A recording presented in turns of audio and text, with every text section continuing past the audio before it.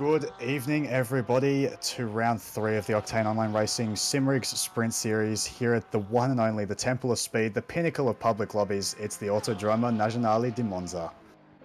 We have some great racing, I hope, in store for you tonight. As we just started qualifying, on screen now, I believe, is Layla Bell in the yellow Rexy livery, coming across probably for her first flying lap here at the Temple of Speed. I'm joined here with Blake Griffiths. How are we going? I'm very well, thanks. How are you doing, Bruno? Oh, not too bad. Ready for some action-packed racing and a very clean turn one, I'm sure. It's going to be clinical. There's not going to be anything happening. Everyone's going to get through just fine. There's not even going to be a concertina effect. It's going to be like watching a well-oiled machine. Gonna be just like the Christmas pageant. Which is just absolutely not going to happen now that we've teed all that up. But we'll see. We'll see. I mean, it might be raining again. And I feel like we were talking about just before we went live, the rain actually seems to make people behave themselves a little, but we shall see. So if you're not familiar, it is variable conditions for these races at Monza in round 3. Right now it looks dry on the track, and it looks a little dark though, so I wonder if it's a little cold, which can bring out some fast lap times. But don't have the weather widget yet, so we don't have the forecast for the race, which should be an hour after Rain qualifying. 30. Whee! Let's go! So I have noticed this is the practice session, so I think with yesterday the Kuno servers were down when Split Yellow started, so they gave everybody a little bit of extra time, so I wonder if that's what they're doing at the moment here, because generally qualifying starts about now.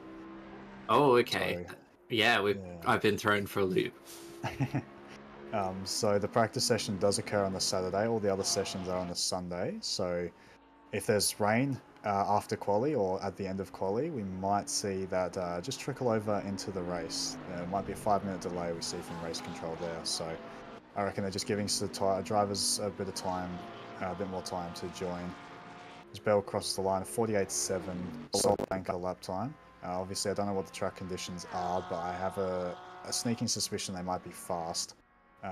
Track does look a little not rubbered in, is what I'll say. Yeah, so might get some indicative times through this session, but nothing to call home about yet, as we are riding along with Jamie Conboy in the Pixel Racers Porsche. Very, very tidy looking car.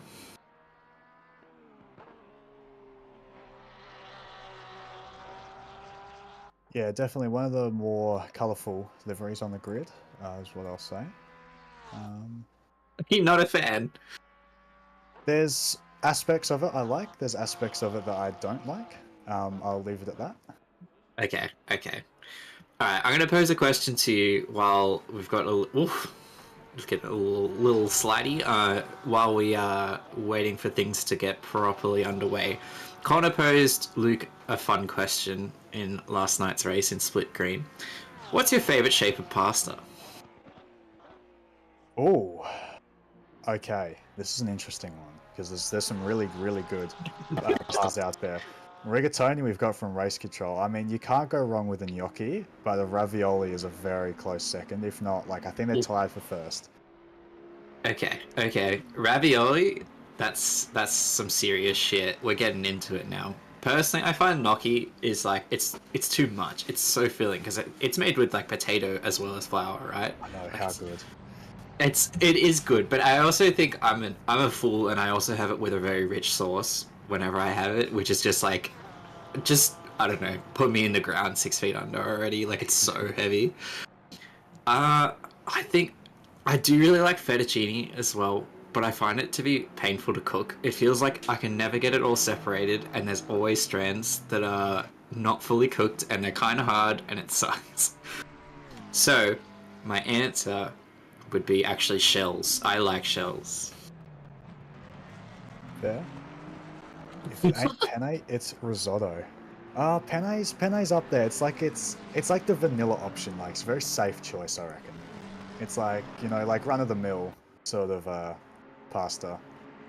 I just realised I don't have the current chat, so I have no idea what people are saying about my shells pasta taking.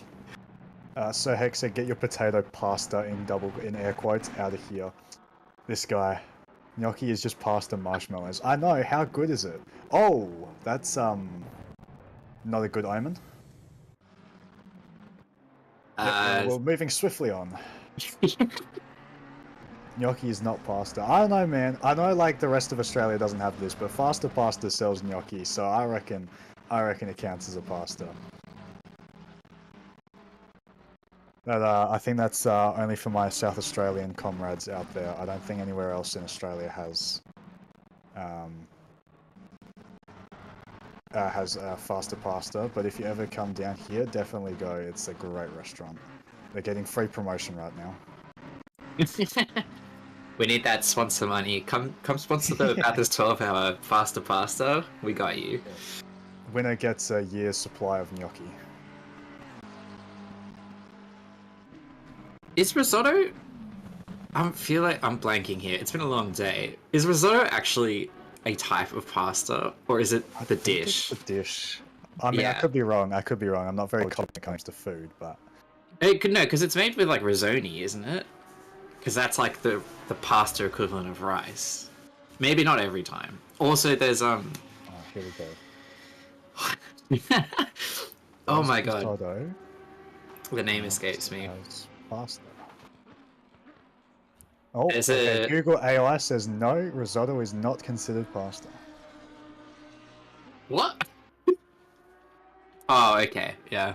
I mean, not that I totally trust Google AI, but the first website, the first result said risotto isn't a type of either rice or pasta. It's simply the name of an Italian dish. So. Okay. So Gormley's opinion is totally invalid because he doesn't know what the fuck he's talking about.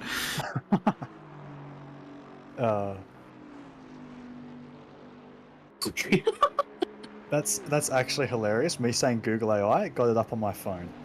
Oh no. Okay.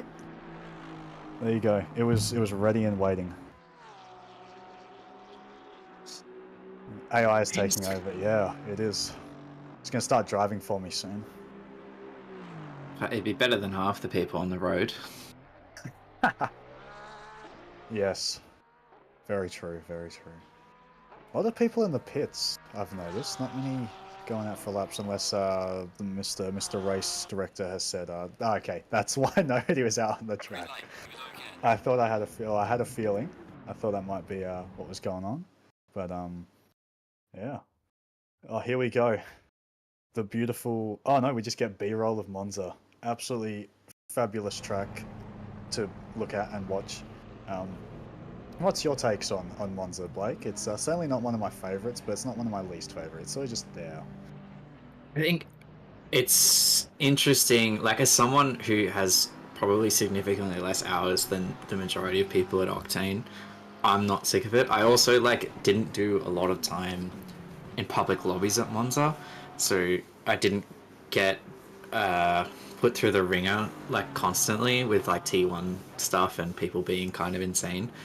I actually think it's like a pretty interesting track. I think it's a little bit harder than people give it credit for. Like it is, to me, it's not just an oval. Like I know there's a lot of straights, but it has a lot of interesting overtaking opportunities, like pretty much across the whole track. We'll see how it plays out, but yeah, like I think I'm pretty positive about Monza generally. Yeah, I feel it can be a bit tedious. Like the racing is good, but it is very accident prone, as Split Yellow found out last night. And every Monza public lobby ever has found out. So I would like to try the new F1 changes they made, like the widening of turn 1 and the flattening of Ascari and the removal of the sausage curbs. I feel as if that takes out a bit of a challenge. Like it feels like, at least in ACC at the moment, and granted the GT3 cars are nothing compared to F1 in terms of handling, but Ascari is a fairly skillful corner. Obviously, you have to take the line right, otherwise you'll get a weird bounce. And ACC curb physics obviously don't help in that regard. But the new one being flat, it feels like even a GT3 car can just go like completely flat through it because they've leveled out the curbs and they've widened it a bit as well, if I'm not mistaken. So yeah, Monza's a solid C tier for me. I reckon if I made a track tier list, it's sort of just there. Don't hate it, don't love it, but yeah. Is there anything? I wasn't aware of the changes. I'd seen the widening of the first chicane, but not the changes to Ascari, and I think that sounds awful. Like, what's the point? Like, maybe for F1, like, I don't know, that's just Yeah, kind of what they do, but like for GT cars, like every other kind of car, like, that's not interesting at all. Like, yeah. The as proven, as demonstrated by the BMWs at the Bathurst 12 hour on the weekend. The GT cars can take curbs fairly well. Like they were demolishing the curb at the chase on the inside. It was actually ridiculous. I don't know if it was faster or not, but they were eating it lap after lap, and the car just took it. It was like the V8 supercars. The V8 supercars over the curb is something over the curb. Sorry, is something else. yeah, actually, one of the first supercar races I properly watched was, I think, the Gold Coast, and they were slamming over that chicane, like pretty much just getting air, and I was like, oh my god. Triple chicane, yeah. It's Yeah, great. Watching turn 1 and 2, I guess, at Adelaide, watching them absolutely demolish that is fun. The Porsche Cup cars going through there as well is quite good because some of the drivers are brave enough to eat them a little bit. As you see, Monks crosses the line here for his first banker. Will be a 48.3, so track conditions probably not up to optimum just yet. Oh, Eshan Lele, 47.3, so maybe Monks just had a suboptimal lap there. Murphy goes 47.4 just behind, about 10th and a half. As you'll see the times roll in. Saxon Hayes in the Porsche as well, good man. 5 tenths off in P3 at the moment. Lucas Keys in chat with a Pole moderately position. spicy take, yeah. Porsche winning both splits tonight. I think he's doing his rain dance then. Is he? He's racing. He's in red.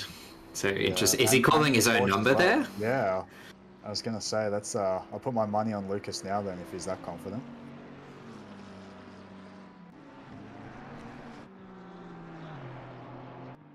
So Lele leading the way right now, using all of the curb and a little more. Oh, that reminds me. I was thinking about Lele when I was watching the Bathurst 12 hour because there was that Audi that had a very similar livery, and then unfortunately Oh, yeah, Audi, sorry, got. absolutely died. But yeah, Yeah, that was a bit unfortunate. Yeah, I don't think he was expecting the McLaren to ricochet off the wall like it did. Um, oh, yeah, there for we go. sure. Monk's on a really good lap, 9 tenths up at the moment with Parabolica to go. I'll put him P2. I reckon he'll just pip Murphy if he can keep this delta. He's actually going to gain on the exit. This might even be good enough for pole position. It's going to be very tight. The delta is not going to be in his favor here. It'll be very, very close. 600ths away. Lele, 2 tenths up for a 47.1. It was not valid though. I wonder, he must have invalidated it at Ascari. See, Saxon Hayes, another 2 tenths up. Gains a little bit more towards the line. I'll put him just ahead of Bell, I reckon. No, just behind. 600ths behind Bell. And Tony Spence, 47.3, takes provisional pole position with 9 minutes left in quali. It's a great lap for Pro-Am driver. And then Conboy, 47.3. Wow, it's pretty tight up the top. Snatched his lunch money away. He said, "No, thank you, Tony Spence. That P1 spot is mine." There you go. And Lele, 5 tenths up, loses a little bit through the second chicane, but 5 tenths up, halfway through sector 2. He's taken those two guys, taken his provisional poles personally, and he's on for a really, really good lap at the moment. I reckon he's got time in Ascari because if you invalidate Ascari, you usually don't gain time. So I reckon we keep an eye on him here just for the rest of this lap. Spence back in the pits are probably going to put some new boots on, come back out. But we've got 8 drivers within 4 tenths. That's insane and insanely close. Absolutely demolishes the curb there. Gets a little bit of a bounce. He's actually going to lose out of Ascari. That's a bit unfortunate. Still 4 tenths up though. He's going to be clear. Monk's just up the road is 2 tenths up on his time. They'll put him pole by about half a tenth. He's gaining a little bit more. I thought he was going to go wide there. He's going to lose a little bit. No, the Delta's just playing with us. Going to be 10th and a half up, and there we go. Takes pole position by 17 thousandths of a second. Lele 46.895, and we've still got half of quality to go. I reckon we'll see that drop just a touch more. That is a phenomenal lap. Yeah, I think even like Lele has time there, like we saw in Ascari. Like it wasn't quite neat and tidy. So I think we're gonna see some quicker times. It looks like JC put some new boots on, new kicks on the whip. We've got Tankosaurus Rex in the chat that said, "Is that a stained glass window driving around?" I also like this crochet car of Chris Murphy. My eyes. As his It's team really name states. really interesting. Like further away, like it's a bit of an optical illusion livery almost. Like the effect of it really changes depending on how far or how close it is. I think that's on purpose. Like objects in the mirror are closer than they appear, sort of deal. Is that what we're playing with here? Or maybe he's trying to look further away than he actually is. As Lele jumps back out to have another crack. Still 6.5 minutes in quali, so that'll be just under 4 laps, depending on when they cross the line. Rondinella here, 5 tenths up. Hello. And he's gaining as well. Look out. Oh, that's enough for pole right now by 7 a tenths. comfortable margin. Oh, wasn't the greatest go, but still, it's going to be very, very tight. Oh, he's going to lose all the way down to Parabolica. It's bleeding. It's bleeding, Breno. Oh, he knows he has it though, and that's the most important thing. With 5 minutes left in quali. Oh, he's picked it back up a little bit. It's going to be so tight. Murphy does a 46.840. There we go. It's going to be so close. Oh, because Murphy improves, it's actually not as close as it seemed, but Rondinella's definitely got another 10th there. This pole position, I think it's going to come down to the wire. I mean, it was, what, 800ths? It's pretty close. I'll take it. Never happens. Jamie Conboy and Saxon Hayes, the man himself, has the exact same lap time as Saxon Hayes. I can imagine in their voice chat, they're going a little bit feral about that.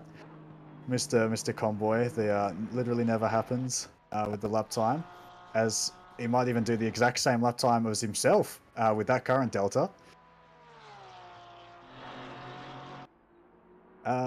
We've got Tankosaurus Rex. How's the new Mustang go around here? It's pretty good. Not as good as you'd expect, though, to be honest. Murphy, two and a half tenths up. This is going to be a really good lap, 46.6. Yeah, it looks like the track did go optimum pretty early in the session.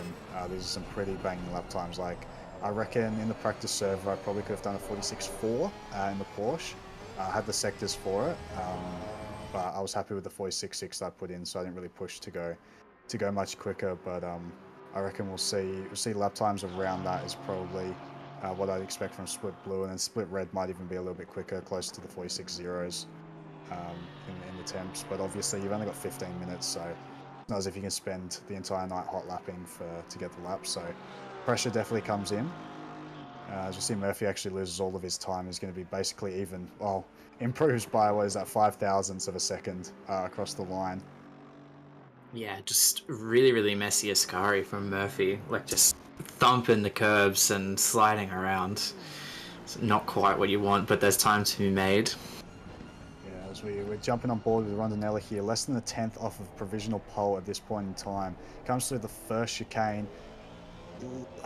About even, loses a little bit on the exit, just gets a little bit on that curb. It's so bumpy, and then there's a little bump at the end. You kind of want to avoid it, but you also want to push yourself wide as well to open up the corner as much as possible. But still only 4 thousandths down coming into the second chicane. Let's see how late he could brake. It's pretty good. You really want to sacrifice the first bit here to open up the exit, which he does very well. Get on that curb. Even the Porsche can really take the curb on the exit, which I didn't actually realize until last night. Comes through Lesmo 1. Very tricky corner, that one. You really want to trail brake and carry the speed, but not too much. Then we've got Lesmo 2. Really difficult corner. So much time to be gained or lost through here. He's about 10th up. It's going to be a slight loss down through the run down to Ascari, but he's very, very close to that provisional pole time at this point in time. We'll see what he can do through a Scari. You want to be braking about that off-road, just on the right-hand side there. Just absolutely demolish this curb. The Aston's going to have no problems doing that whatsoever. Get in the groove a little bit there, drain just for a bit of extra rotation. He is actually up despite touching the gravel, so he's going to lose a little bit here, but he knows he's got the lap time. He just needs to cut the final bit just a touch more. It's funny how that curb, you either cut it nothing, don't cut it in the middle, or cut all of it. Otherwise it will come back to bite you. It's going to be pretty close. He might be able to just gain a little bit towards the finish line here. No, unfortunately loses a little bit. It will be an ever so slight improvement. There we go, 8,000th improvement. So the delta lies to us a little bit there. We'll see what he can do. He's got probably 2 laps to go, assuming he's got the fuels. We see Spence here gaining plenty of time through Parabolica. He's probably going to lose a bit. Oh, there's a bit of a wiggle on the exit. He's going to lose most of that time. He might just improve. Probably, it's going to be enough, I reckon, to just pip Hayes. And Conboy, wow, it's very, very tight up the top there. Lele, 2/10 up and gaining through Ascari. Far out, it's difficult to even keep track of. No, he gets the bump wrong at Ascari. He's going to have one more attempt at the pole lap. People are really, really on the limit. They're trying to use absolutely all the track that they can, plus a little bit more, and they're paying for it ever so slightly. Rondinella up again as we're coming into Lesmos, and he's up more than he was last lap, so let's see if he can string it all together. That's the hardest thing here at Monza, and he's cursed him straight away. That's why I do feel like it's more difficult than people say. Like, there might not be the most interesting corners in the world or whatever, but it is tricky to string them all together. You always want to try and brake as late as you can. You always push the braking zones. You always push the acceleration, you're always trying to push everything because you know the straights are so crucial here. He loses everything again, unfortunately, in Ascari. Gains a little bit on the exit this time because he didn't touch the gravel, but I don't think it's going to be enough unless he's got a little bit through Ascari here. I reckon you gotta chuck it in, rely on the trail braking, really hug it tight. I've found you gain about 1/2 tenth by really coming wide. With really coming shallow, sorry, and he actually invalidates on the exit there just a little bit too much. You have to be so patient through Ascari. It's a pain of a corner. As we see, JC was actually 4/10 up there for a split second. That means Rondinella is done. Unfortunately, doesn't have the fuel. Convoy's going to come across the line, goes P5 with only a 10th improvement. He's got one more lap to go. As we're back on board here with Monks, currently 4/10 up. So I know he's got a couple of tenths in his lap. As we see, he's 10th up coming out of the first corner. The pressure of the max wait time though is something. It's so hard to ignore when you're on a hot lap, and just the pressure of having to do a lap on the final one in quali. Not ideal, but we'll see what Monks can do here. Loses a little bit out of the second chicane, but still just about a 10th up. Bub now 4/10 up. This is going to push him easily into the top 5 and gaining time on the run to Parabolica. See where he can put him. He's come good at the right time.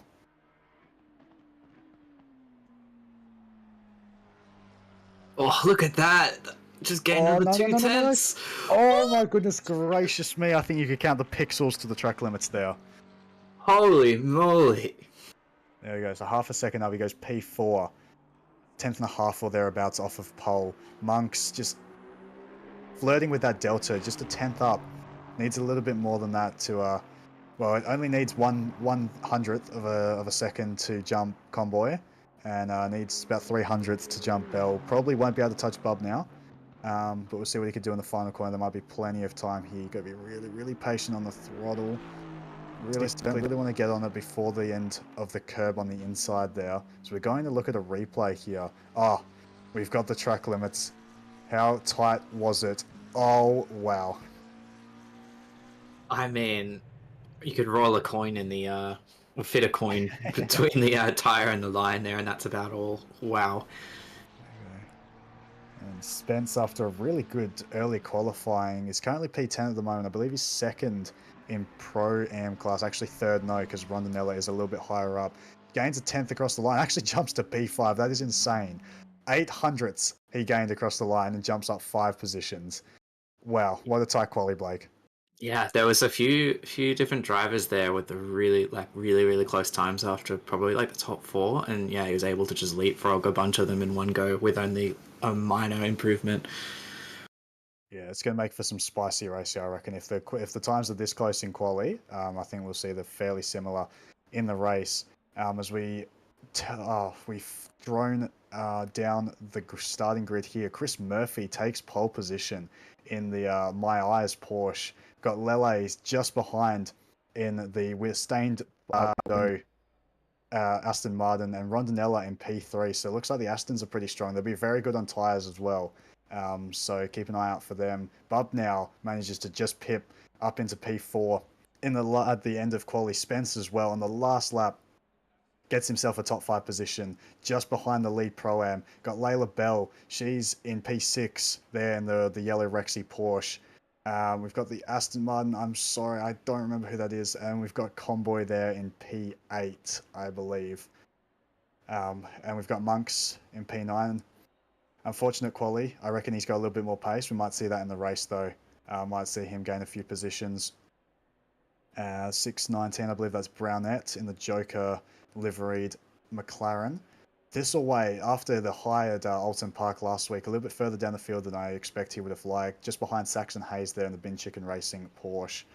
Got another set of McLarens here. I don't recognise the liveries, but I might be able to tell from the numbers.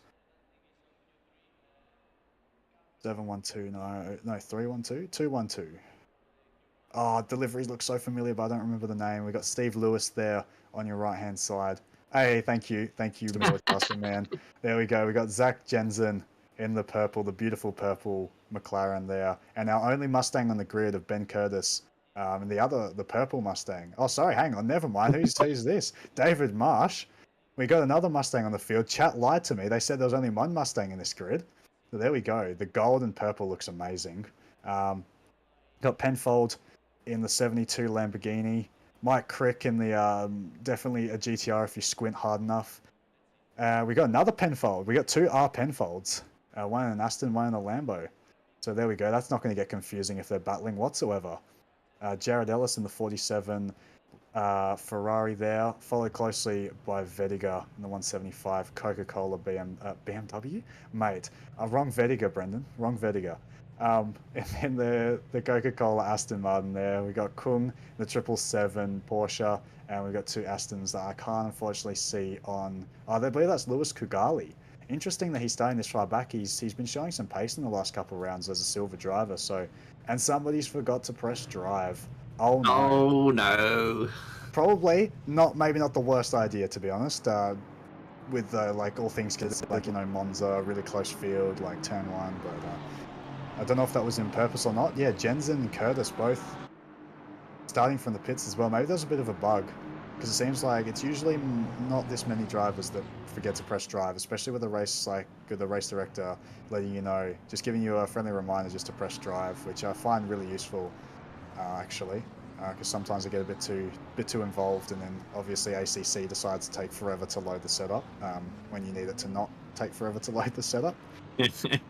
That happened to me in qualifying last night. I was like, I'm going to get one more lap out, and it took literally like 7 seconds. I was like, no, what do you mean? I do just want to, while we're doing the formation lap, give a quick shout out to the fundraising race that we are going to be doing for Neil Alexander. So, not quite this, but it's a BMW M2 and Porsche Cup Cars race. Sorry, let me just get up the actual details before I give people the wrong information. It is happening on... Oh, there's so much writing. 7 p.m. the 13th of February. 7 p.m. is Australian Eastern Daylight Savings Time. Going to be at Bathurst is both generations of Porsche Cup cars. The really interesting thing about this race, so as I said, it's a fundraising race, but you can donate to cause shenanigans, I guess I would say. For example, $20 gets you a DT penalty to the driver of your choice. $5 gets you plus or minus ballast for yourself or someone else. That kind of thing. So there's a lot of fun and games to be had. I think as like it's all for a good cause, it should be a really, really good time.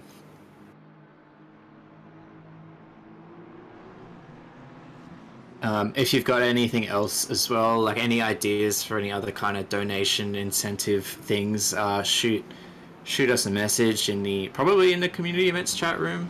You might be directed somewhere else, but yeah, should be good fun. As we're just coming along double file as we're coming around to Parabolica. Please excuse Breno, I think he's just stepped out for a moment. I will be taking us through the race start as we are led by Chris Murphy, going at the appropriate speed, not to at anyone in split green. But yeah, looking like a dry start to this race, so the strategy might be a little bit cut and dry. I believe we had the pit for fuel. That's going to be probably a splash and dash if the weather stays the same. As we roll over our grid boxes, the nerves rising. Look, the anticipation is there. We've got... Oh my god, who is that? Moxon is... Oh, we're away. It's quicker than I thought. Layla Bell gets a really, really good start and gives a bit of a bump draft to Bub now. She's up into third already. Caught Rondinella sleeping. And let's behave ourselves, please, people. A little bit of early braking. A couple 3 wide. That's a little spicy. It's looking okay. Oh, Layla Bell gets tapped on the rear. Jamie Comboy gets tapped on the rear as well. It's all looking relatively okay. There are a little bit of diffuser damage for a few cars, but nothing too crazy. Well done. We've got those people crawling out of the pits now as well as we come around Curva Biasono. So we come into the second tricky part. This part can be as spicy as the first. Got cars still double wide. Layla Bell running wide. And it looks like we're through relatively safely. Everyone, take a breath. We're okay. Lele making up that position back on Layla Bell after she went wide through the second part of that chicane, riding along with Jamie Conboy. I think he's lost a couple of positions there through the start. But away we go through both Lesmos on the approach to Ascari. Chris Murphy still leading the way. He has put a tiny gap, and Rondinella up into second, if you don't mind. It's a lot of movement right through the first part of the race. And that's Brownett as well into P3 right now. So this race has been turned on its head, I think, as we're looking... I think that's Moxon looking to make a move on Jamie Conboy, looking down the inside, but backs out just a little bit. But he's got a bit more grip, I think, than that Porsche does right now, and he's getting ahead, and he might get away. And it looks like he's done it, unless Jamie Conboy is going to do something into T1. We shall see how it plays out. Anchors down, looking like we're gonna be single file. Oh, Moxon going pretty deep. I think Jamie Conboy's forced a bit of an error, and that isn't the best rejoin I've ever seen in my life. As Kemp Thistlethwaite picks up the scraps and says thank you very much. JC paying the price a little bit there. Leave that one up to the stewards.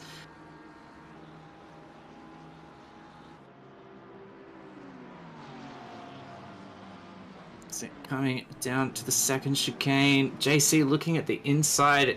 Oh, Saxonay is having to take the esports line, and he's paying the price for that one. Drops down behind Lewis in the 959 McLaren.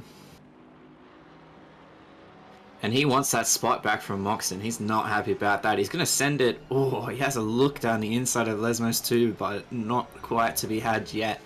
So we've got a yellow flag back there. It looks like the number 62. 42, my apologies. It looks like nothing else has come from it, so that's good. It might have just gone a little bit wide. So we ride along with Lele and the number 8 Aston Martin. Oh, 42 slow again.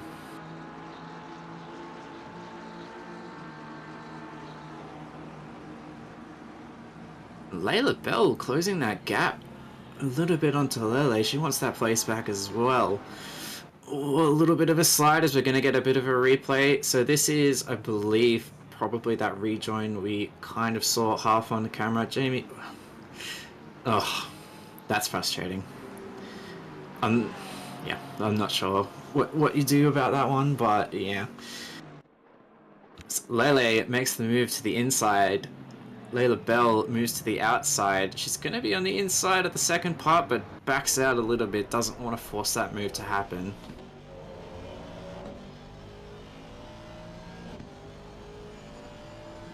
Round we go around Biasono again. So we're getting another replay. Oh, no. So that's that 42. Oh, my days.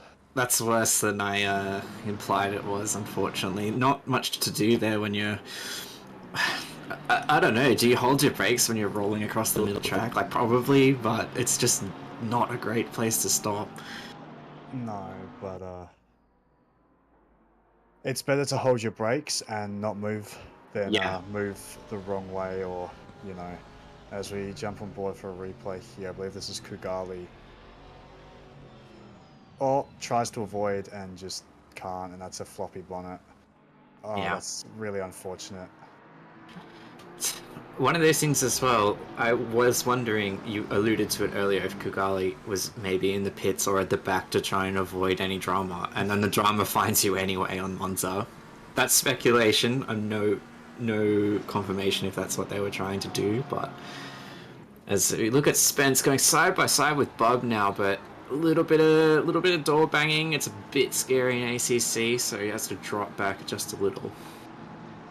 Incredibly difficult to go around the outside of the Scari. It's the overspeed you need to be able to make it stick is insane. I see Monks here is closing up on the back of Spence ahead.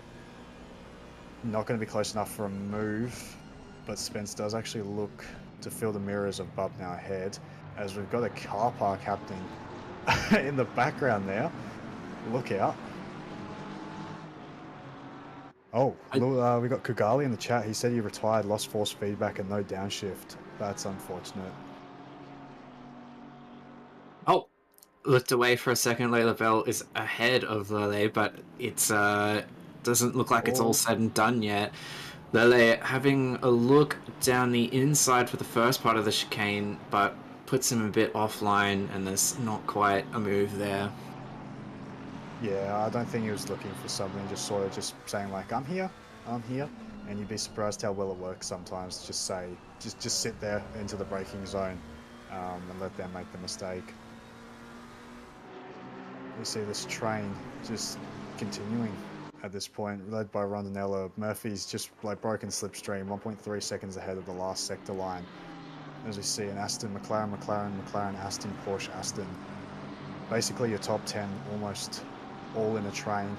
Brown that goes a little bit wide, probably won't compromise him too much. Bub now I think is a little bit far back to capitalize on here, but Bell gets a really good run through Ascari. Gonna try and go around the outside. The Parabolica, got my corners mixed up there for a second, and manages better on the brakes than Monks, and that's opened him up right to Lele as well. So right under the rear wing the entire way down the straight. Equal machinery though, so it's never the easiest to overtake somebody in the same car as you, especially two guys of this pace. He's pulling out of the slipstream. He's going to look for the move.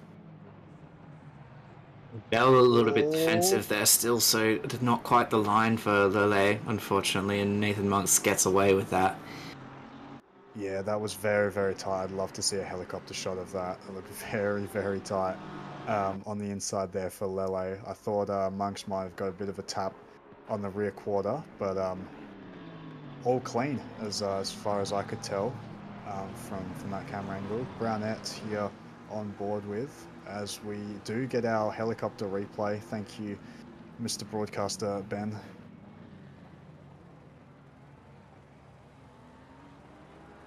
Oh, mate, you could catch a bus between the cars there. I don't know what I was talking about. You've been deceived. Alright, Layla Bell looks hot right now. She's in form. Made like 2 different moves already. We've got a car in the back having a bit of trouble, this number 620. Yeah, that's Neil Wood, unfortunately, down to P18.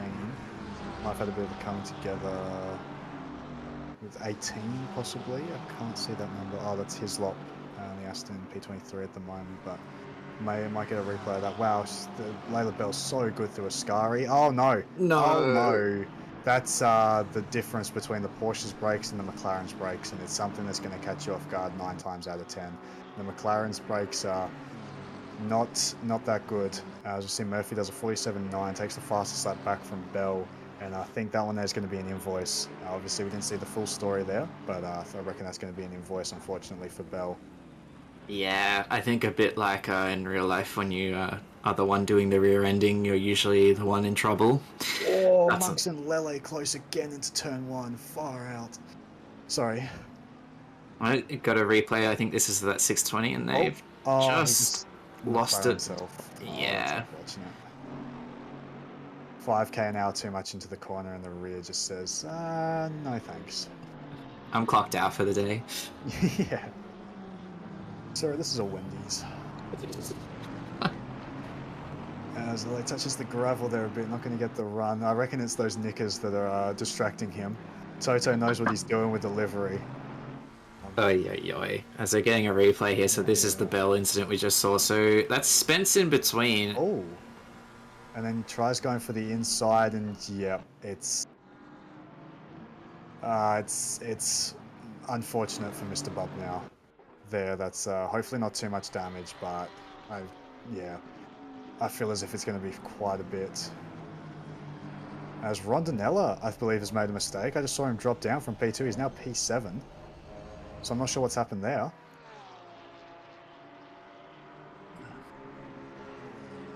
Yeah, it's one of those things. We got Gorilla Snapper, Bab in chat saying there's some cold-blooded murder. It's one of those things, you know, like you got to be really cautious of sending a move when you've got a car in front of, like sending a move on the car in front of you when they have a car in front of them, because 9 times out of 10 there's probably going to be contact on the other car again. As we see here, got a replay of Rondinella. So what's happened here? Oh no, it's no fault of his own. He's just got a yeah, just a little love tap from Brownette behind, so I can say with pretty, well, a fair amount of certainty that that one there's going to be an invoice as well. So Aiden Squires was asking for some content. Unfortunately, not really the content we wanted, but it's content nonetheless. Yep, there we go in chat, all caps, content. Yeah. It's all fun and games, but it's not your race, Aiden. Lele looking racy at the back of Monks, looking to. Whoa! I'll leave that one to the stewards. I have my decision from the one shot that we see, but we'll see if anything comes of that. Monks does stay ahead, but I believe Lele was ahead at the well, not ahead at the apex, but he was ahead at the had an overlap at the turning point. As there's a bit of argy-bargy through Lesmo too. Cam Thistleway is probably going to benefit here. The Bentley torque out the corner. Yeah, he's gaining. He's got the inside for Ascari as well. Unfortunately, I think it's going to be a 2-for-1 for Monks, and not the 2-for-1 that you're really after. Yeah, Thistleway, it's all coming up Cam right now. He was in about 10th and he's up to 5th already with only 13 minutes down. Yeah, pit window will be opening very soon. We'll see who jumps into the pits straight away, goes for the mega undercut, and who takes, well, not takes tyres, so, but like who decides to take their pit stop about halfway, and who pushes the pit window as long as you can possibly go, like Mr. Burton last night. Pushed it basically as far as you'd want to, I reckon. I think he had about 28 seconds or something on the clock when he decided to jump in, so a very good driver, so I wouldn't expect him to spin or anything, but that's really all it takes for you to miss the pit window. Jared Ellis, 15-second penalty for causing collision on lap 2. I think that's the one we saw with the Mustang earlier on, so that's going to drop him a fair way back, actually, looking at the gaps at the moment. That's going to push him outside the top 20 at this point in time easily. Maybe even further as Bob now crosses the line updates. The gap, Penfold does well there to avoid the back of the Aston Martin. Is relegated to the slalom though, as he cuts turn 1. Shouldn't get a track car or anything. As long as you take the slalom, you lose the perfect amount of time as you would if you took turn 1. So it's almost as if it was designed to do that. You say that, but I did get a track cut warning last night for going through the slalom. Is that what it's called? That's what I call it because you're going left, right, so I call it a slalom, but I don't actually know what the correct term for that is. It probably has some like really obscure name that's like going to come up on the chase. Jared Ellis drive through for causing a collision on lap 3. There you go. So his 15-second has been upgraded to a drive through. I don't think you can serve both, but we'll see. Oh, Bell a little bit sideways through the entry of Ascari there. See what the exit she gets on. Is that Mocksheen ahead? Steward's box currently on fire, I can imagine. Send your Dan Murphy vouchers to stewards at octaneonlineracing.com. I'm sure they'll be greatly appreciated. Yeah, they got their work cut out for them tonight. As Layla Bell just looking so racy, I'm really afraid of this invoice that's coming. Because as I said, she is just putting the moves in, getting the work done. Gonna have a look down. Backs out a little bit off Moxon. The move is not quite on yet. Yeah, we'll close up under the brakes. Actually, just mind punts him. There you go, and goes around the outside. Thank you very much. Oi, oi, oi. Oh, JC having a look as well. And he's got the inside line all the way around Biasonu. We'll see. Reese Penfold, 10-second penalty for an unsafe rejoin. Is Jamie Comboy going to be able to do it? Yes, he is. Mocksheen decides just to back off. It's actually... Oh, it looked like he was about to get the run on Bell ahead, but just a little bit too much overspeed into the first bit in comparison. But yeah, right there with Bell at this point. Aiden's in chat saying Bell has to be going half fuel at this pace. I'm curious. Compared to the drivers around her, it does feel like she might have a little bit less fuel. But then again, we'll see. As you saw, I believe that was Lele actually takes the fastest lap, so that just shows you how much Monks unfortunately was holding him up. So once he got past, and JC's had an Ascari moment, doesn't lose anything but time. As we got a replay here of Cam Thistleway as the penalties are rolling in.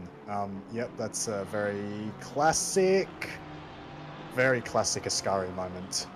As oh my god, my mouth is just open. There we go. So who's that? Is that Rondinella that's coming into the pits? He's going for the Giga undercut.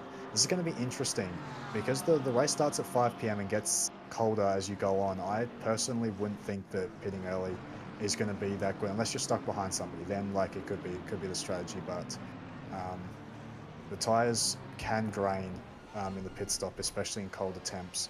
So I prefer to go a little bit longer. This track position is really important, which isn't really the case. That's the softest Ascari bump into almost death I think I've seen in a long time. It's always those little ones. That's what I was talking about earlier. Is if you either have to cut it the entire thing or basically cut it at like nothing. Because if you half-ass it, that's what happens.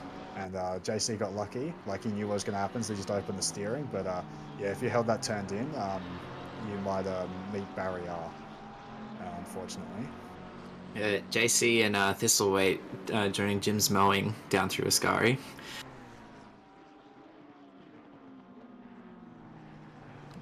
Johnny Spence having a good race. He's still maintaining that top 3 position right now. It's a bit of a Pro-Am masterclass right now.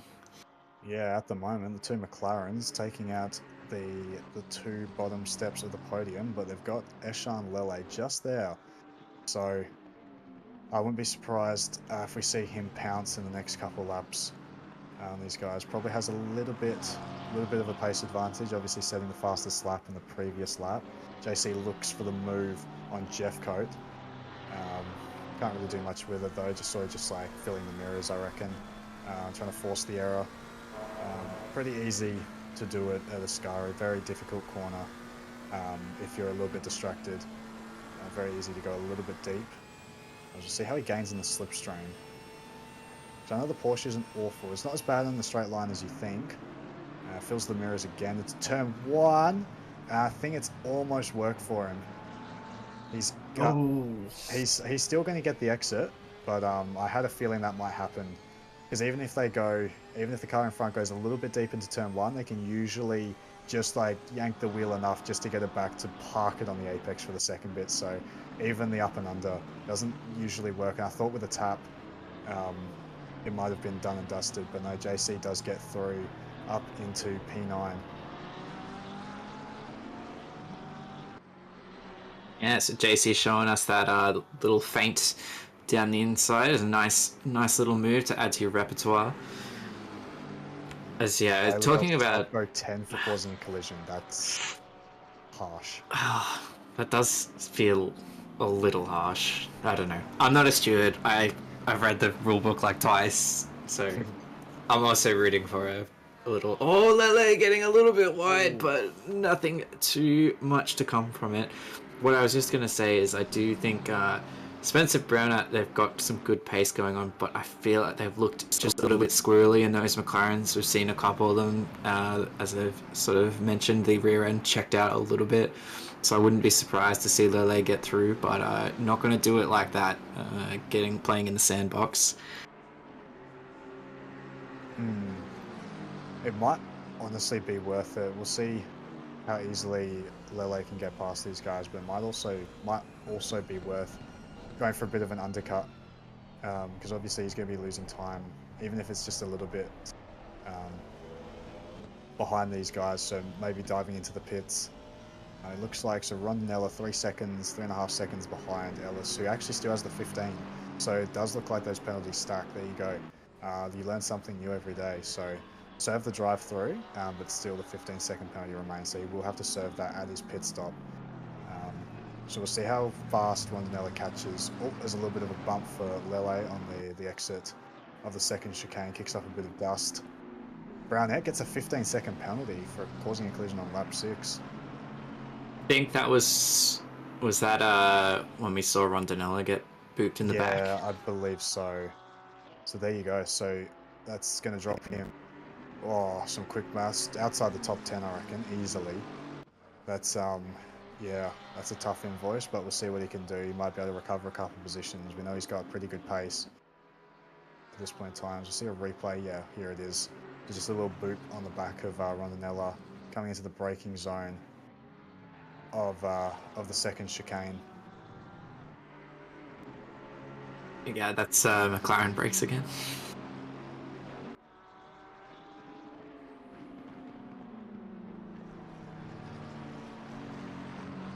So we're settling down a little bit here. A few gaps forming. There's battle packs happening, but a few gaps forming. And so you see, yeah, just jump in. Yeah, straight away. Fair enough. So Lele saying thank you very much. Yep, one less car that he's going to have to get past. Bell comes in, surface stop go 10. So she's going to have to pit as well again after that. Like you can't... Yeah, correct. Yeah, that's rough. That's pretty much race over. Yeah, unfortunately. We'll see what she can do. And there's still over half of the race to go, and we know that she's got pretty good pace, so I reckon might be able to recover, say, easily into the top 20, maybe even top 15, but we'll see how that plays out. Obviously. I feel like I'm mildly surprised to see Chris Murphy. He did just put another second and a half onto Spence, but I'm surprised he's not a bit further up the road than this. He's been just kind of hanging out in free air, really.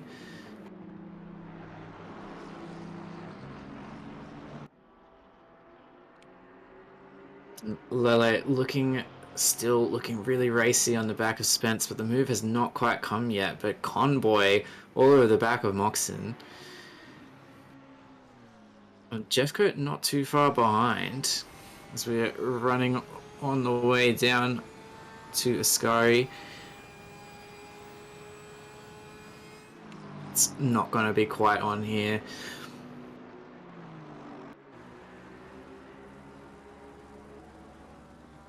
Yeah, it's going to be interesting to watch these two cars go at it. Lele probably has a bit of the pace advantage, but the Aston, I can imagine, struggles a lot out of the chicanes. Just really burbles the low torque, like the low rev range.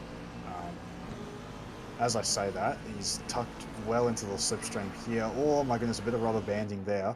pulls out of the slipstream probably a little bit more aggressively than he would have liked. We'll see how this develops into turn 1. The McLaren is going to go very deep. Oh, check the rejoin. Okay. So there we go. Lele just banks, just hits his braking marker, and unfortunately Spence didn't, and he's going to lose out to Thistleweight as well. So the podium returns. Unfortunately, yeah, no Pro-Ams in the podium anymore. But plenty of time to go. Lots of time to hit a Skyry wrong. So we'll see how this race develops. Spence obviously got pretty good pace. 48.1, the best lap, as you can see down the bottom there. Last was a 48.5, so still fairly close to his personal best. Pretty close to the front runners as well. Lele's fastest lap only a 47.8, so really not that far off. So we go back to JC on the back of Mokshin. Just biding his time, I reckon. Gonna just wait for the error, I think. Unless he can get a really good run into one of the braking zones. I don't think there's really a whole lot he can do on the straights against the Aston. As long as Mokshin doesn't make a mistake, and I've probably just cursed that. We'll see how this battle develops as well. And he actually does go wider to Skari. Is that going to compromise his run enough that JC doesn't think it? He doesn't think it will. He pulls back to the racing line. Yeah, even with that bit of agricultural line through Skari there. Oh, big four-wheel drift through Skari. Very, very curious how this three-way battle's going to develop. He actually jumps into the pits. Well, there you go. That's how the battle's going to develop. It's not developing. It's over. Yeah. Is that, yeah, just interesting. I feel like would have expected JC and the GTR would have capitalized on that. That's all I'm going to say. JC and the GTR, we've just walked past him, I reckon. Oh, probably, yeah. Jeff Code actually looking pretty racy though. He's almost getting back into this fight. Yeah, we'll see what he can do. The McLaren in the slipstream, I reckon, probably has the edge over the Porsche. But obviously the Porsche can brake a fair bit later into the especially the big braking zones. So see how this fight. Yeah, like I've said about 100 times, see how this fight develops. Chris Murphy, 7.5 seconds clear of Lele, so we'll monitor that gap as well, because I think Lele's got a bit of a pace advantage over most people in the field. Layla Bell, currently P17 after the serve and the stop go 10. He's going to try it around the outside of Rondinella here. It's really difficult to do a Curva Grande, just because obviously it's a longer run. Because it's flat, the longer run just, yeah, can't do anything about it. Just fills the mirrors into the braking zone of the second chicane. Rondinella says, nah, I'm not making a mistake, and continues on. So obviously Bell still has a pit stop to complete her mandatory. Looking at the gaps, I reckon that's going to push her just outside the top 20, maybe even a little bit further back, depending on where Penfold is in relation to Wood. So we jump back on board with the Boatley of Cam Thistleweight, currently in P3 at the moment, so he's having a really good run off the back of a win at Alton Park last week, but you remember that's not a net P3. There are people that have pitted between himself and his current position, so we'll see if the undercut works out, we'll see if the overcut works out. Let's gonna see. Time will tell. In the time that we were looking away, Bell did get ahead of Rondinella. Oh, but yeah, Thistleweight, big just opportunity hunter tonight, just really cashing in on all those mistakes that other people have made. I think he qualified maybe even outside the top 10, and now up on the podium currently. Quite nice, as I think. So Rondinella just goes a little deep. Yeah. Oh no! Keeps it out the wall. No, it's not Rondinella. That's a different Aston, Mr. I'm not sure. 89. Who is 89? We can't see them on the leaderboard, unfortunately. Maybe that was Penfold, possibly. The other Penfold. Yes, it's one of the Penfolds. Can't tell you who, though. Penfold, there we are, 24th. As Ricky. What's no! Happened? I don't talk about Cricky after Bathurst last season. He got mad at me because I cursed him apparently really bad. 87. 87, we have a yellow flag. 87, 97. I think that's 87. Oh, it's Crick. Wow. Far out. Get with the program, mate.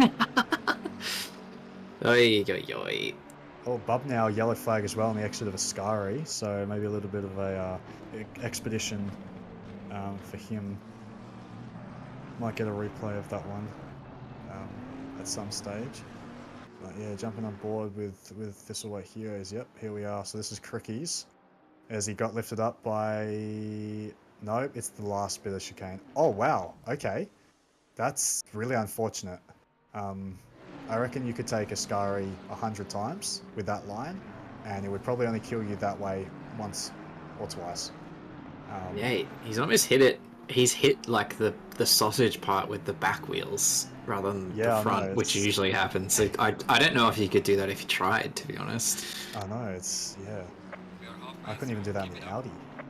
That's quite impressive, but yeah, a bit unfortunate, a bit of a setback for Mr. Crick, but I'm sure he'll stick it out.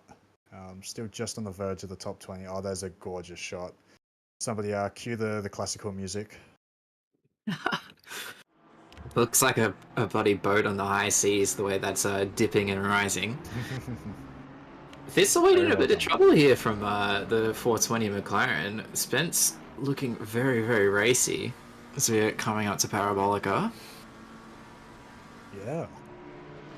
Caught right back up and is right under that rear wing of the Bentley of Cam Thistlewhite. See what he can do into turn 1 here if he can get the run. Thistlewhite does go a little bit wide.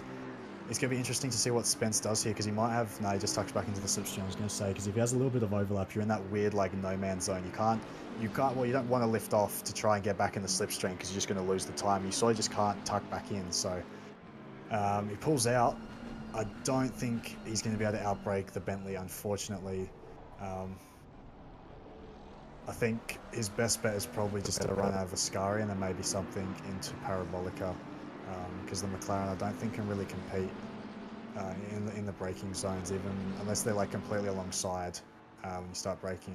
Got Jensen and Kung here. Kung into the top 10. Keep an eye on him. Obviously, probably not exactly net position, just because, as I said, a couple of people have pitted, gone for the undercut. Jensen pulls out of the slipstream, looks for a move into turn 1. It's going to be very, very, very unlikely that he'll outbrake the Porsche, but he might just be able to push him off the line and get the better exit. And it looks like these guys are having a pretty good scrap. Definitely very differing strengths to the McLaren and the Porsche. The Porsche very, very good on the brakes and turns like nothing else. The McLaren can hold the mid corner very well, and it's a bit of a weapon through Ascari if you get it right. So interesting. It'll be interesting to see how this fight goes. We've got Hislop not too far behind as well, so within that range where it's very easy for him to pounce if these guys have a bit of a coming together or compromise or start fighting. Yeah. When 2 fight, 3 wins. Spence just fell off the back of Cam Thistlewhite a little bit, 1.2 back now after being less than a second. So that one's kind of moving up and down. Blue flag card between them now. Yeah, hopefully he does the right thing. Yeah, pulls across. Just back off the throttle. You don't have to touch the brakes. Just back off the throttle for half a second or so, and you'll have the airspeed to get past you. You don't really compromise your race or theirs, so I think the back marker did pretty well to minimise the time loss with both cars there. You jump back on board with Jensen here, right on the back of Kung. He looks like he's got a better run through Parabolica here. Goes a little bit wide, but he's going to be right in the slipstream here, all the way down the straight. And then he's not going to be able to outbrake the Porsche. I think we've seen this one a few times now, a few different matchups and everything. It's just it's literally just the difference between these cars. They pull close and they get away in the different places that they're good at this track. But yeah, and there we go. And that's one of the best things. My favourite thing about GT racing is you see Layla Bell pulls out on this And he's going to try and look for the up and under. Oh, almost tags the back of that 987 Porsche on the exit, but that's a clean move from Bell. Unfortunately, still has that pit stop to go. Looking at the gaps there, Neil Wood 27 seconds behind Brownette in P20, so I reckon it should be coming out about there. It's about a minute. Oh no, sorry, it'd be much less because they're not looking for tyres, so maybe even less, like 45 seconds or thereabouts for a pit stop in this race. Speaking of which, about 10 minutes to go in the pit window, so, and we're past the halfway mark, so I reckon all the people that were going to pit halfway have done so. So we see in the background of Ellis here, we've got Rondinella, who is our current leading pit stop undercutter. And the words weren't coming to me there. The leading car of those that have completed their pit stop got Moksheen about 7 seconds behind, so there'll be a couple of cars I reckon that'll come out between those two, a couple that'll come out ahead and whatnot. So we jump back on board here with Kung, still just fending off the raging McLaren of Jen. Hopefully, yeah, okay, he's fine. He's not going to hit the curb. Is that Spence? Yep, Spence has cleared his pit stop.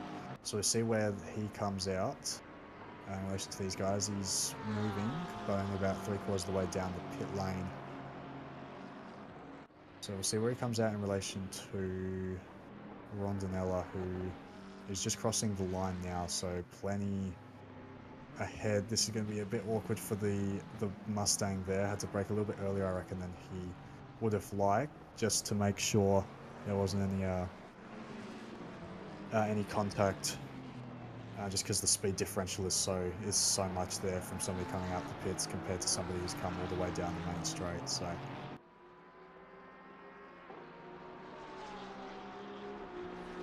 Luke is going to get cooked by the traffic. Slady says in chat, it is a possibility. It's one of those things that the drivers really don't have the obligation to get out the way, but you're not really gaining anything by holding somebody up. You're sort of losing time yourself and losing time for them. So. It's really in my opinion, the cleverer move to just move out the way. But then again, we'll see. Ellis decides to opt for. I think he's gonna opt for making a big mistake. He did. I feel like you watch these guys have a bit of a lawnmower moment, and he's still ahead of Rondinello. Like, I guess he's looking, and it just doesn't quite happen. Yeah, I think there was just that gap. It was about a second, I think, at the. He just drives off the track. Well, he's into his landscaping era. Yeah. As we see, 95 has a yellow flag at the final corner. What's happened here? That's Zach Jensen. Yes. Kung has decided to jump into the pits. I wonder if he's just missed his braking point a little bit and has just had to take avoiding action to not hit Kung ahead and has just tapped the grass or something, but I'm sure we'll have a replay of that. Ellis jumps into the pits for his mandatory and he'll have to service 15 as well, so probably dropping outside the top 20 with that one, I would imagine. As we jump on board with our leader at the moment, our comfortable leader in Chris Murphy. So here we go. Uh-oh. Oh, that's one for the stewards, I reckon. I don't think we had enough camera angles there to be able to see what happened, because it almost looked like Jensen... Well, Kung left the space. Jensen might have gone a little bit wide, or Kung might have turned in a little bit more, so... Yeah, definitely one for the stewards.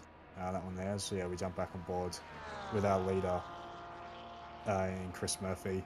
Very comfortable lead. I think he's got near enough 10 seconds. There you go. 8 seconds is the timing table updates to Lele behind. So pretty comfortable lead for Mr. Murphy at this point in time.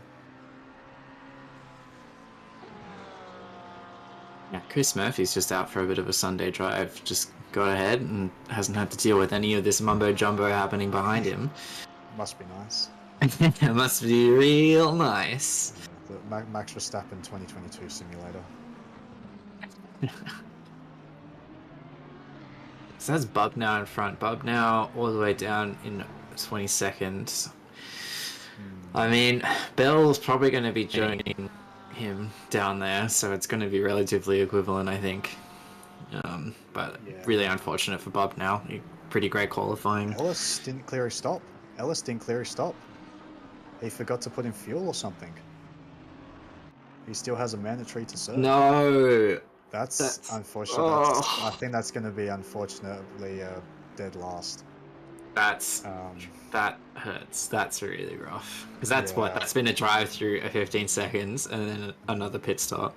He's Yeah. probably, do you reckon, only did 1 liter of fuel and that bug's got him? The bug's got him. That's my guess. Unfortunate. That's such a stupid bug, and it happens like it's not even consistent either. Like it just sometimes happens and sometimes doesn't. Oh no, I don't like the look of this. Oh, we're going back to the incident. Yep. So this is where Bell got her invoice of a stop go 10. That's why. Well, currently she is P10 at the moment, but still has a mandatory to serve, so they'll drop her back. Eshan Lele, 47.5, so that fuel load is coming down, and he's pushing hard. He's brought that gap down a little bit, about 7/10. Yeah. He's got a lot of work to do if he wants to catch all of that back up. But I mean, if he can do that every lap from now till the end, you know he's going to be right there. 7/10 a lap. There's about 10 laps to go, so never say never. And it only takes like Murphy to miss his pit box, and that gap halves. You know. Yeah, for sure.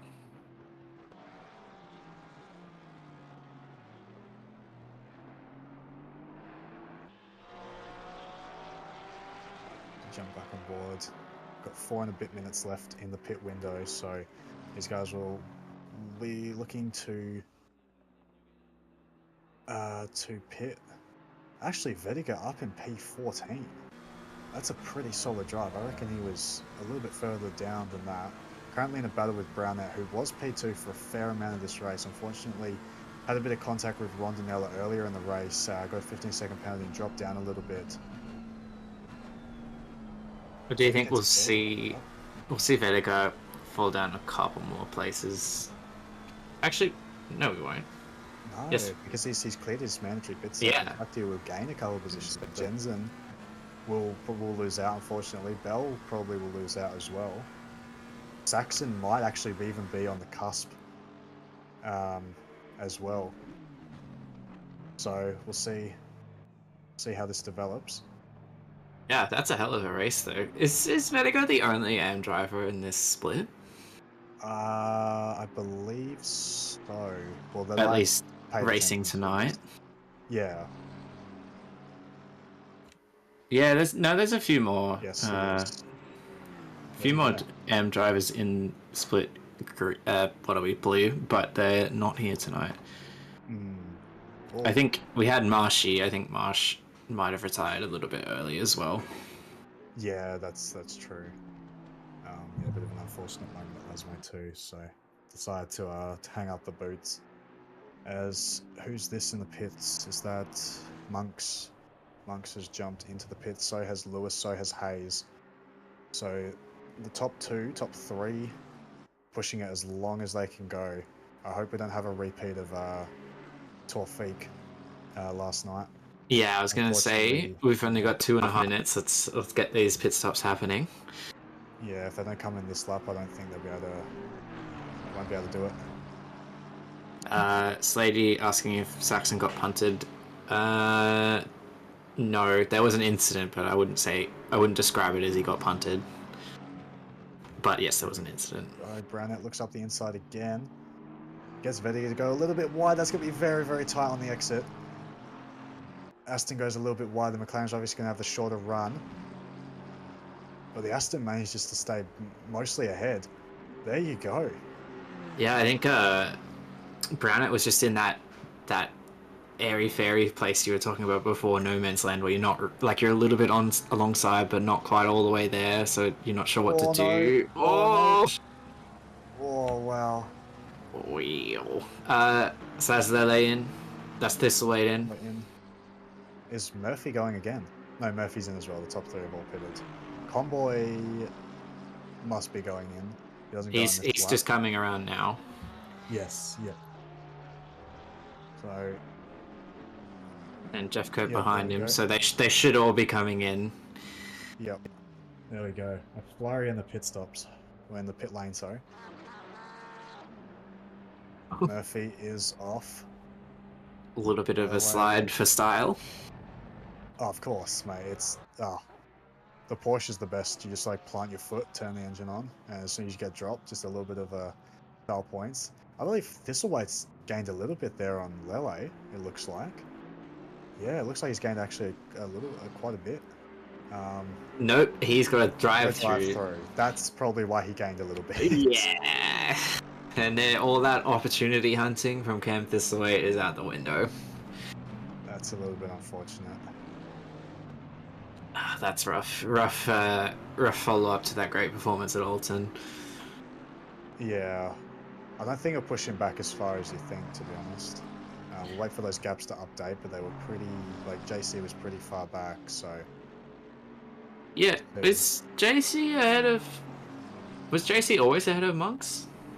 No, there we go, it's just updated. I was about to say, what's happened there? Convoy have both undercut Convoy. Is going to be P5 once that drive-through served. Wow, that's an interesting dash. I didn't even know the Bentley had that dash. There you go, I'm learning everything today. Oh yeah, that's deep. Oh, he's got very lucky to only get a drive-through for that. Comic Sans dash. Yeah, there we go. So Rondinella's actually jumped Convoy as well. There you go. So maybe the undercut wasn't as bad as I thought it might have been. And Rondinella got held up a little bit. So there we are. William in chat just saying, I'm going to add to this, the arse Tong Man. Oh my god. Alright, get Monks on screen. There he is. There we go. Woo! That's no Aston Martin, that's the arse Tong Marston. Someone stuff a dollar bill in there. It's just... Yeah, I heard Tim Gobe really wanted to put the thong on the back of that livery. Don't blame me, that's hilarious. It's gonna make me laugh every round, I reckon. No, the Aston's not.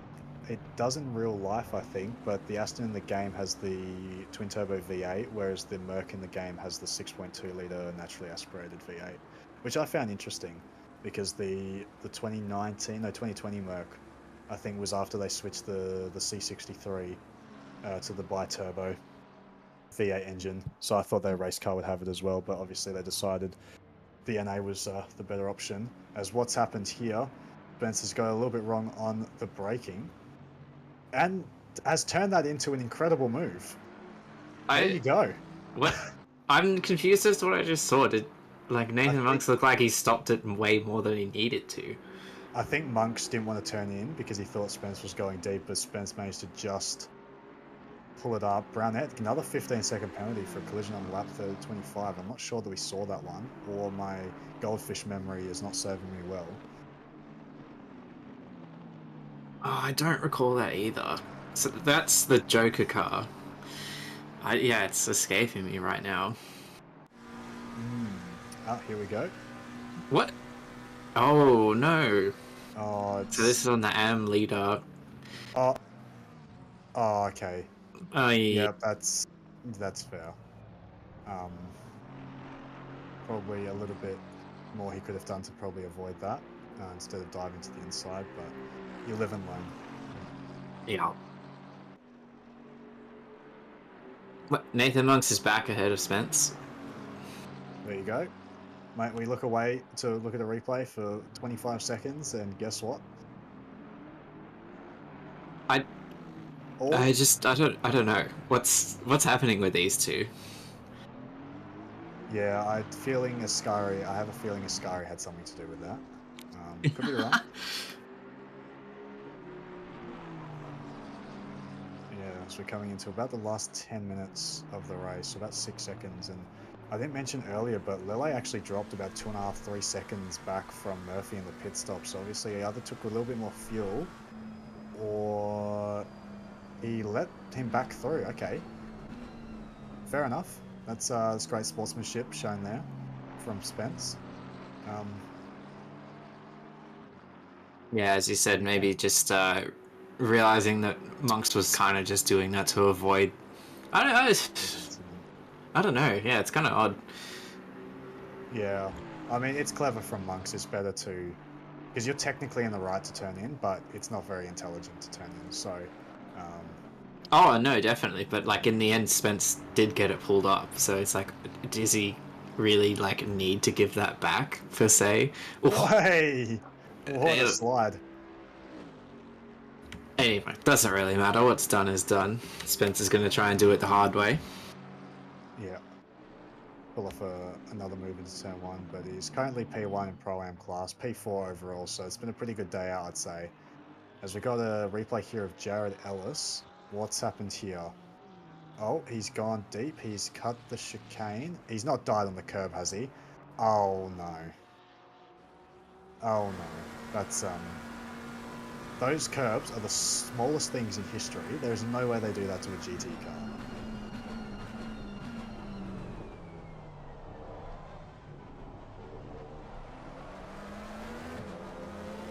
There's a lady in chat saying that Spence might have been told to redress. It's an interesting one because technically Monks really had no rule. How do I say this? Like no rule way. Like there's nothing in the rules that says Monks should turn out of that and just to give the position and get it back. So I doubt he was told to give the position back. I think that's just some good sportsmanship from Spence, but obviously wants to do it on merit instead of how it was. It was still a good move, just probably wasn't the way he wanted it. I hate to say it, but Matt yeah. just saying that he was told to redress. Okay. Interesting. I just I think there needs to be a bit more consistency over that if that's going to be the case. I think because that's happened in the past and no redress was told. So maybe a bit of feedback for the stewards there, but just my 2 cents. I don't know. It didn't seem like especially egregious to me that it would warrant a redress. But as I said before, I'm not the stewards. I do the talking. I don't do the stewarding. Just interesting. So back on board with Layla Bell up into P17 after actually serving the stop rather than just the penalty, which I think is actually a really solid effort because we were expecting her to be around the 20 mark. And she's looking pretty racy again. Ben Curtis is in a little bit of trouble here. Yeah, I was saying top 15 was on the cards after the penalty. Might still be. Kung about 4.5 seconds up the road or thereabouts. So still 7.5, well, just under 8 minutes to go. Sorry. So we'll see what Layla can do here. Obviously, Mustang very good in the straights, but Layla's definitely got the pace advantage. Maybe going to look for something into a Ascari. Oh, the good old mine punt. Very well done. Very well done. Yeah, it's just an absolute clinic in overtakes from Layla Bell tonight. Should we go back? Hislop is now caught up to Vetiger. I assume the little incident with Brownette might have had something to do with that. So we've got some Aston on Aston action for the last couple laps of the race here in Split Blue.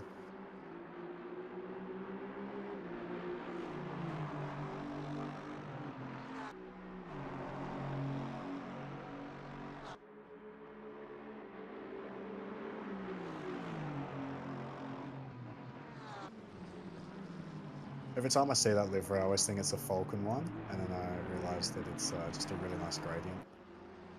I'm gonna be honest. I thought the same thing, like a Falcon drift past. I think there might be a little bit of inspiration there. It definitely follows the same theme. I think the green has been color matched, and the blue is very similar as well. But it's a very nice fade transition as we see Kung in the background there, getting a little bit it's a Counter-Strike inspired skin. There you go. Unfortunately, not much of a Counter-Strike player, so never would have guessed that. But there you go. You know that, Ben Hignan, or are you just saying that? I hope he's not just saying that because I look like an absolute idiot now. Although it's got some other stuff going on that you can only see when you're a little bit closer. So. Oh, he Oh. made it. Oh, okay. I don't know. I don't think he knows what he's talking about. It's all right, guys. No. It's definitely a Falcon-inspired skin. You know, actually, like, the thing is that you say it's a Counter-Strike inspired skin, but Counter-Strike was inspired by the Falcon liveries, so...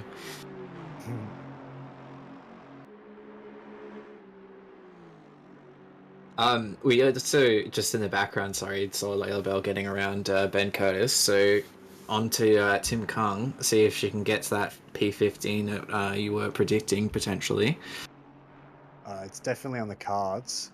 Might even be a P14, depending on how much Vediger and Hislop fight. They're not actually too far up the road from Kung ahead, so certainly on the cards. Obviously, the time is ticking down and 3 laps to go, or thereabouts. Or Murphy's coming across the line. Yeah, there'll be 3 laps to go. Yes. I think my maths is right. Yes, there'll be 3 laps to go.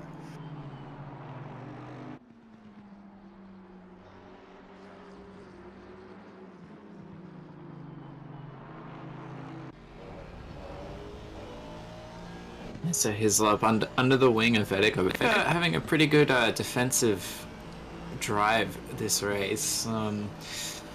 Yeah, just falling back a bit after we saw that punt, but as we follow them through Ascari, we'll see taking a nice little curb, but same machinery as you said earlier. It's a little bit hard to get something done unless you force that error with the mind punt, as you said. I love a good mind punt. I really want to add that kind of move to my repertoire. I think it's just so good. There's plenty of ways to do it. You just got to be confident in your ability, and like position the car in the right place. As we jumped on board with McLaren going pretty slowly. I'm not sure. I think that was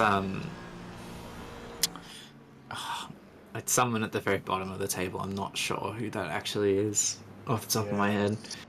Yeah, the orange and black. I know the livery. I just don't know the name. And I've just noticed there's a Northern Security logo on top of Mr. Vediger's livery there. So that's interesting. Maybe he's being protected from threats behind with Northern 360. Not so far this race, at the very least. Yeah, just like the real Norton, doesn't do a very good job.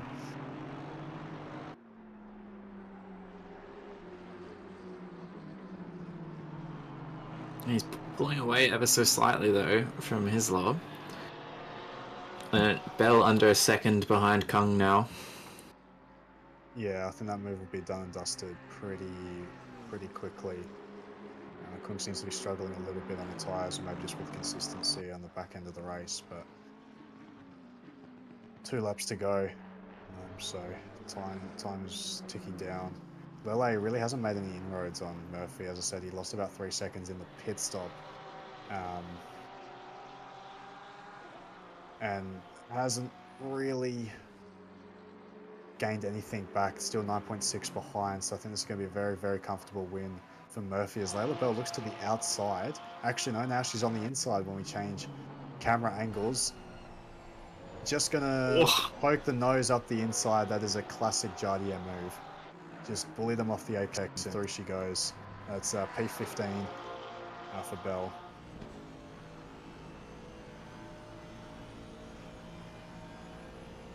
As Hislop is now going to have a look. Just fill the mirrors into turn 1 on Vediger. Vediger's doing a really good job to just not make a mistake here. That's really the only way that Hislop is going to get past.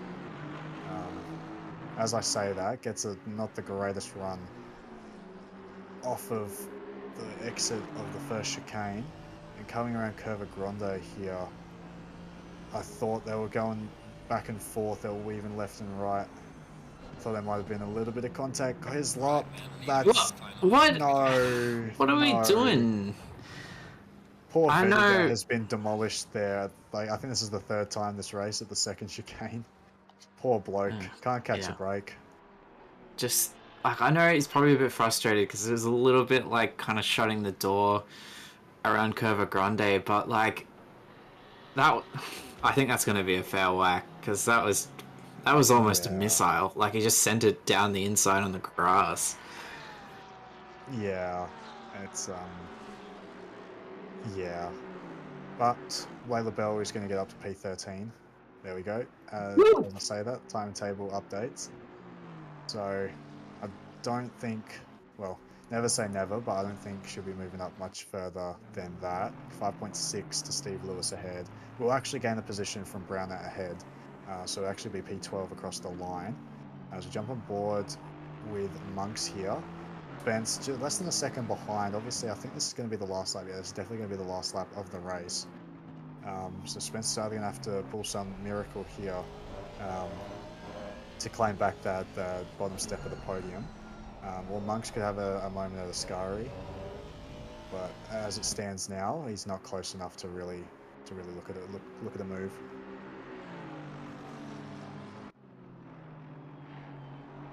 I mean, you had the huge send into Parabolica, right? It'd be rude not to. The It puppy was, sloppy is going to come out.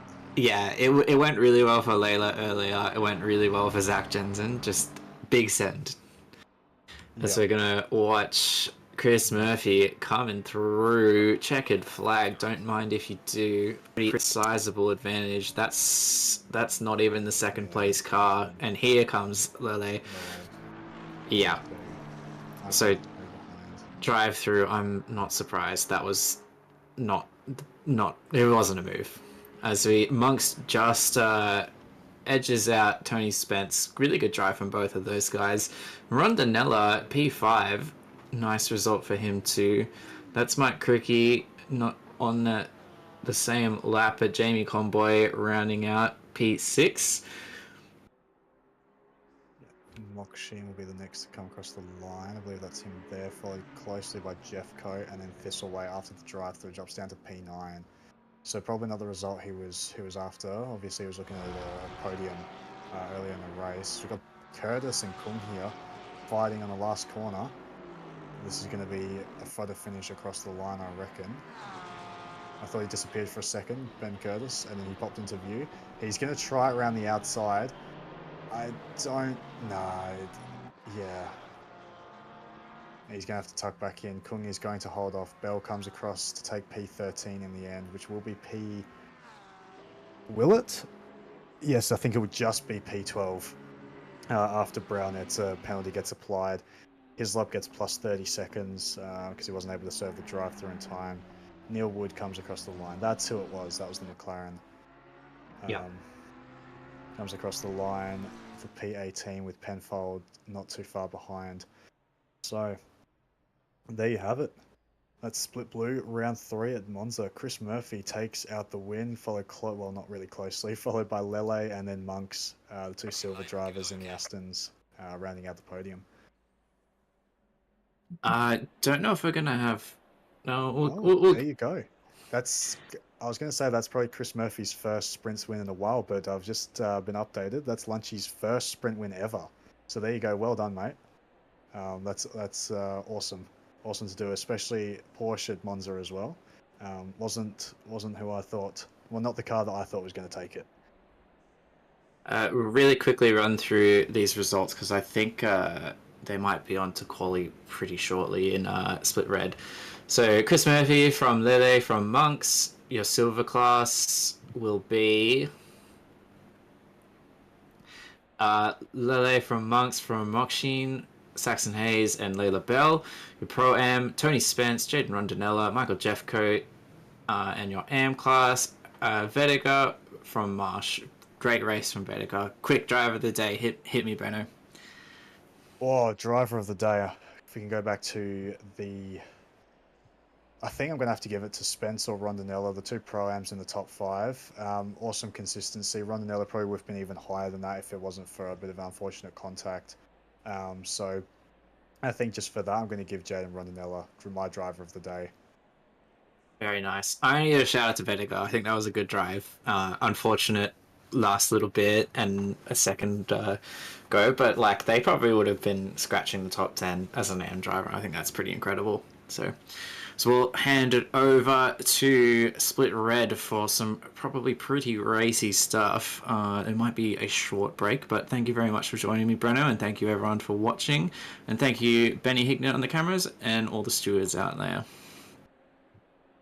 Yeah, we'll leave you in the good hands of, I believe it is Mr. Sean Muller and Mr. Brad Gosling for Split Red. Take it easy, guys. I'll catch you next week.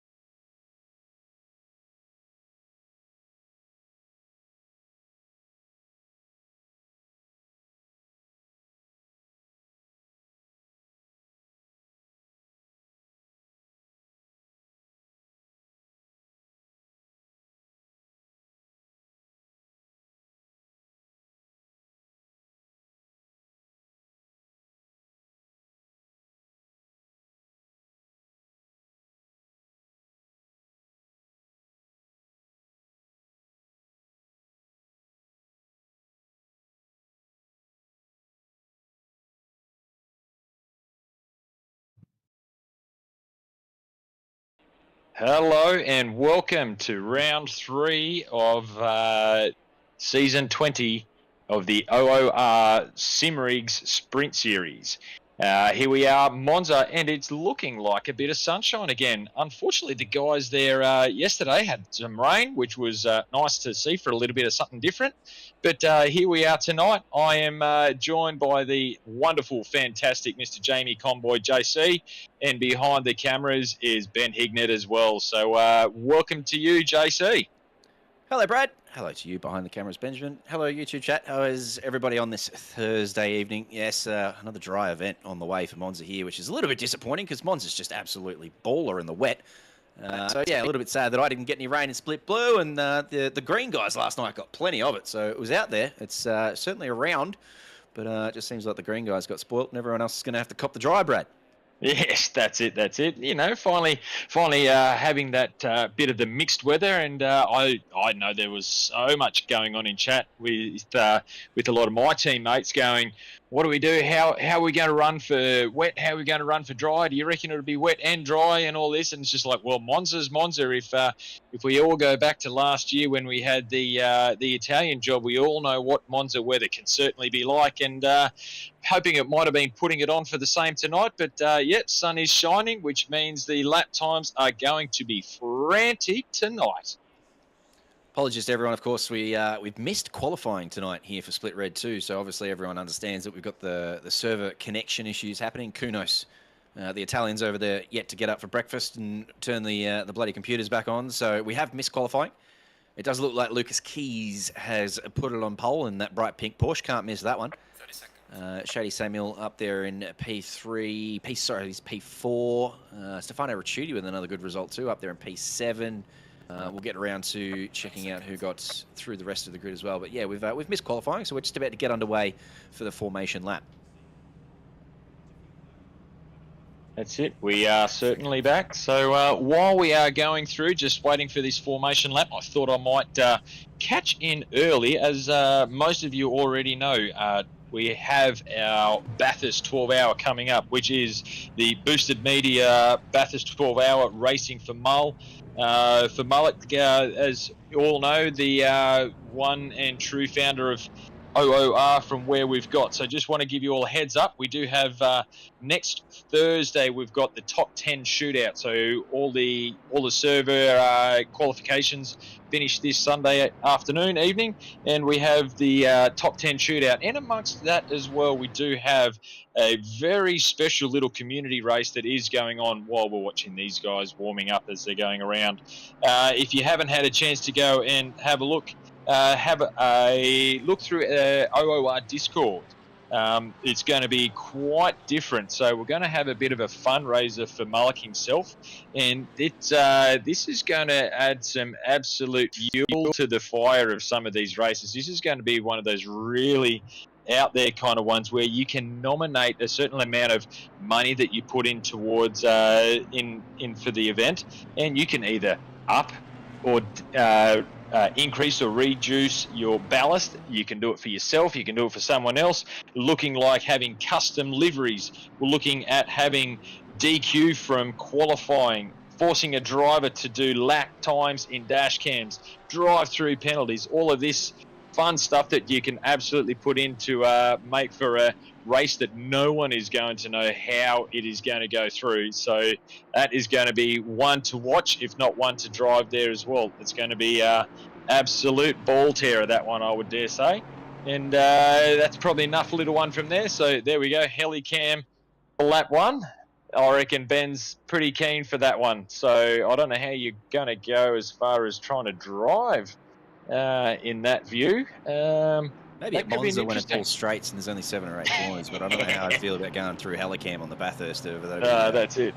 That'd be quite rough. You'd be finding yourself in the walls plenty. But yeah, just to back over your point there, though, I think there's a lot of people who are racing on this very day who don't even understand who Mull is. He's obviously been absent for a little while and he's dealing with his issues, but he built this from the ground up in 2017 and beyond. So, you know, all the jobs that we look in the Discord and see happening, you know, 7, 8, 9 people pitching in to get the servers going and do attendance and assigning splits and, you know, commentary and broadcasting and creating the formats and doing the points and bringing in sponsors and awarding curses, like all of it was done by Mull at the start. So it's just wild how much that man, gave to this project, and now it's it is literally the biggest ACC competition in OCE. So if you don't know who he is, there's lots of stories to be told, and we look forward to telling them on of course Bathurst Day. We've got 12 hours to talk about the great man, but until then, we're going to get underway here in Monza for round 3 of Split Red. Very much looking forward to this one. Split Red has delivered the content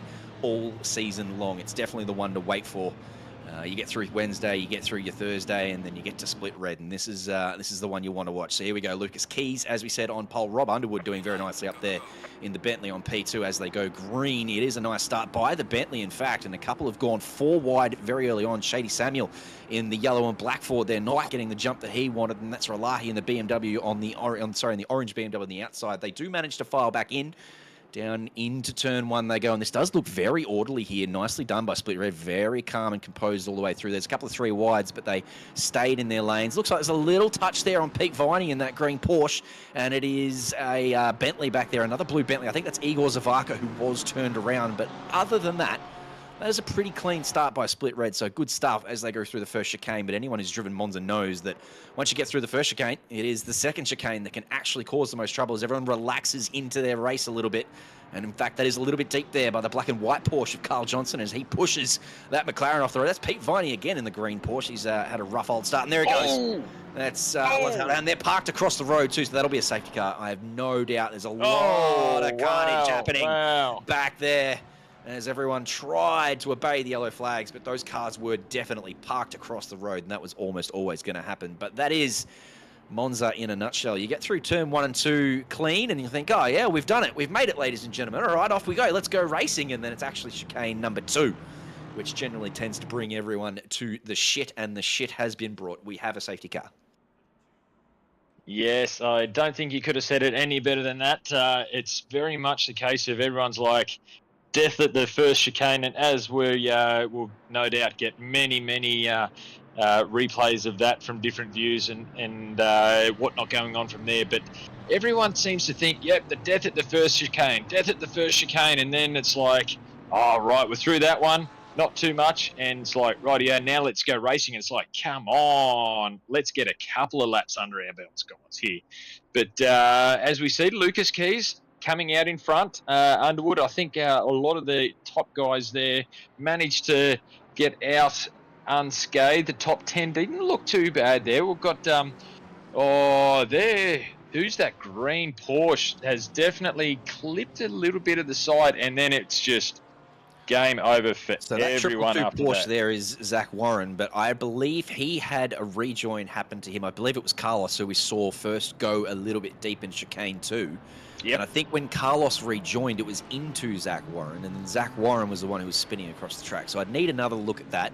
I'm not going to try and pin that on Carlos anyway, but it was definitely a Porsche, because Viney and Carlos and Warren, they were all involved. Bloody Porsche drivers. Yeah. They were all involved. It's their fault. But anyway, looks like we're underway again here because Lucas Keys has taken off coming out of Parabolica. So Underwood is still in P2 behind him, and then we're looking at the back of Underwood's car towards the Ford of Shady Samuel. Salvaggio's having a very good season, and again here with a strong qualifying up in P4, but he has got Josh Struick for company, who's been promoted into the pro class for this round 3 as he goes around the outside of Salvaggio there and makes that look nice and work. Carl Johnson again there going a little bit deep into turn 1 and having to cut the chicane and rejoining the track, hopefully a little bit safer that time. He does. He's in behind Stefano Ricciuti now, and Salvaggio has managed to hang on to P4 here, Brad.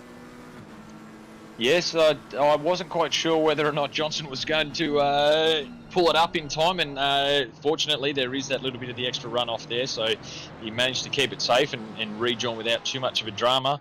But yeah, I think she's going to be pretty spicy these first couple of laps until everyone just, I reckon it's this Monza thing. Everyone just gets so worked up in just how stressful those first couple of corners can be. It's still game on, I reckon. It's still game on through the whole first 2 or 3 laps, and here we are back aboard and across, bang, bang. Oh, nowhere to go, just nowhere to go, unfortunately. So Yes, so unfortunate in so many cars there that, part of the pinball. Rain in 10 race control. Hello, we did say there was a rain about, and that looks like what we're going to get here in Split Red. Thank buggery for that, because rain at Monza, I'm telling you, is the best fun. Very disappointed we didn't get any in blue, but here we go. We're going to get some in red. It is getting dark too. The headlights are on for Shady Samuel as he gets alongside Rob Underwood here. And Rob on the inside in the Bentley is going to have the legs, because that Bentley's so strong in a straight line. Once it gets sort of above 200 kilometers an hour, it really takes off. And then the rest of the field comes back. They're getting a little bit close there. There's no moving under braking, but I just thought they could have been giving each other a little bit more room. Shady just trying to squeeze him to the inside, and then as they come through turn one, he does give him a nudge there. And if he completes this move, I'd almost suggest he'd want to give that one back. He might be able to... He might get away with a racing incident if he just lets Rob have this, but I don't think he's particularly interested in letting him have it. No, I think yeah, there we go. Smart move there by Shady. Oh, and he's actually caused a little bit of an overbreak there from Underwood, just kind of seeing the pressure there. So interesting to see whether or not he can keep that pressure on Underwood there. I think he'll definitely be able to get past him here shortly. Oh, and he's going to take left, right, centre, every which way. As we watch Salvaggio also up the back of Ralahay. He's not letting him out of his sight there. And then through Ricciuti, Johnson, Struick, and then Chalmers, Bartlett through that top 10. Keys has just said, see you later, guys. You can have your little biff matches. I'm out of here. Not even close. He's 3.6 seconds up the road, but these two are just all over each other. Underwood doing his best. He's already taken the defensive line, staying up on the inside there. Interesting if he's going to stay there, and he's going to push Samuel to the outside, which is going to be a bit of that dirty line. Is he going to be able to hold it on the outside there as well? Oh, is he Shady trying so hard with getting the power down in that mighty Mustang, but unfortunately not quite being able to make it stick, and he's going to have to sit back in line underneath Underwood there and wait for the next chicane, next set of turns, while Ralahay is just enjoying the party. Yeah, good call from you, Rob, there, going very deep into turn one too. So that's a couple of instances over the last lap or so where Underwood just really hasn't got his brake marker right, and eventually he has now allowed Shady Samuel to get the shackles off, so he will drive off and try and catch up to Lucas Keys, who, as you said, has just enjoyed in his mirrors watching these battles go on, because he's pulled away to a 4-second gap. It's probably going to be a little bit longer than that now too. Ralahi up in a P3, and now Underwood under pressure from Salvaggio, who gets that one done nice and clean. So Underwood falling back through the field here. I wonder if he's running full fuel, which, most of these cars will probably go for the splash dash towards the end, but that's obviously all now changed too with the rain coming, but you would think that they'd probably just sort of filled up with fuel. But Underwood getting all sorts of sideways there too around Lesmo too. He's really struggling with the back end of that Bentley, and that's Ricciuti and Johnson all in behind him there too. Ricciuti on the outside, Johnson in the black and white Porsche. They are all over Underwood. They come up into the Ascari chicane. Underwood's going to hold on to the inside. This is going to be really interesting coming through here. They go through there nicely, side by side. That's good racing by all, but Underwood just costing himself time, track position, and now a slipstream to the Porsche, although I don't think the Porsche should be super deadly in a slipstream.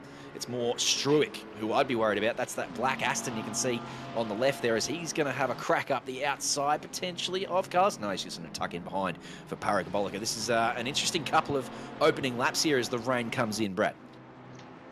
Yeah, this is going to make it really interesting. I really agree with what you're saying there, JC. I reckon a lot of the guys originally had fueled for the whole race, and then it's only 3-5 litres a lap just to be able to get that mandatory fuel stop. Unlike the last couple of weeks where we've had a mandatory 25-second fuel stop, this one doesn't have the mandatory time attached to it. So realistically, as long as it's enough that the servers can record that you are putting fuel in, most of these guys, I agree, mate. I reckon they've gone for the whole time with their fuel. So looking at the weather, yes, it's got rain coming in the next 10 minutes, and then it kind of looks like it's easing up a little bit, kind of half an hour through.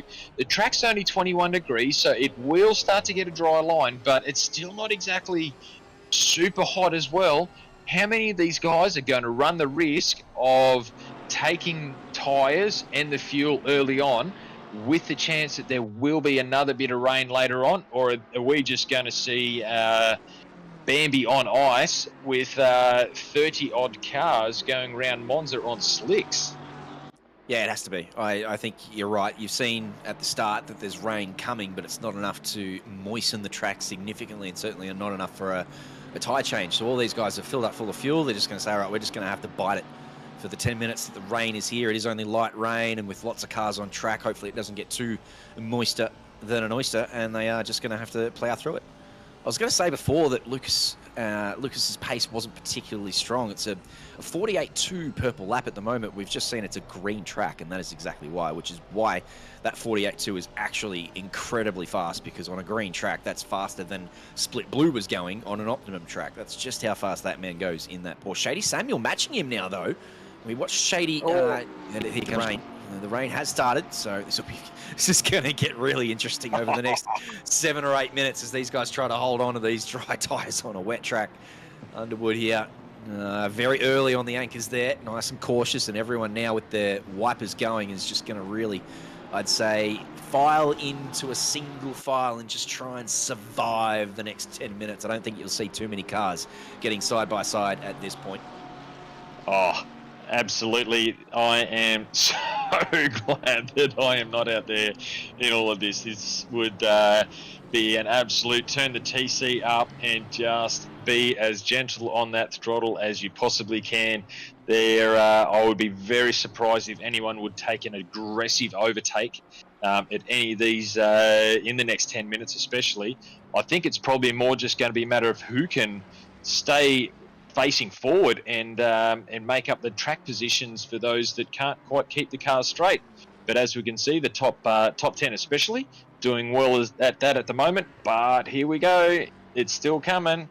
Rain's now. Rain's in another 10 minutes. Ooh, who knows? Nice dive up the inside there from Ricciuti into the Ascari chicane. So he's confident under brakes in that Ferrari. Salvaggio maybe just a little tentative into the braking zone. So Ricciuti sees the opportunity and goes nicely up the inside there. That's a very smooth move.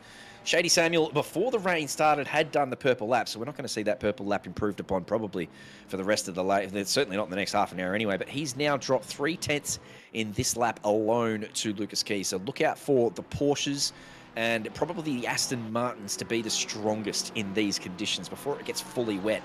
The Porsche and the Aston Martin generally very quick in these sorts of conditions, whereas the Ford not particularly strong in these sort of half-wet conditions. So Shady, whilst he's managed to pinch the purple lap at the opportune times, probably now going to drop off the back of Shady a little bit. This is deep under brakes from Salvaggio.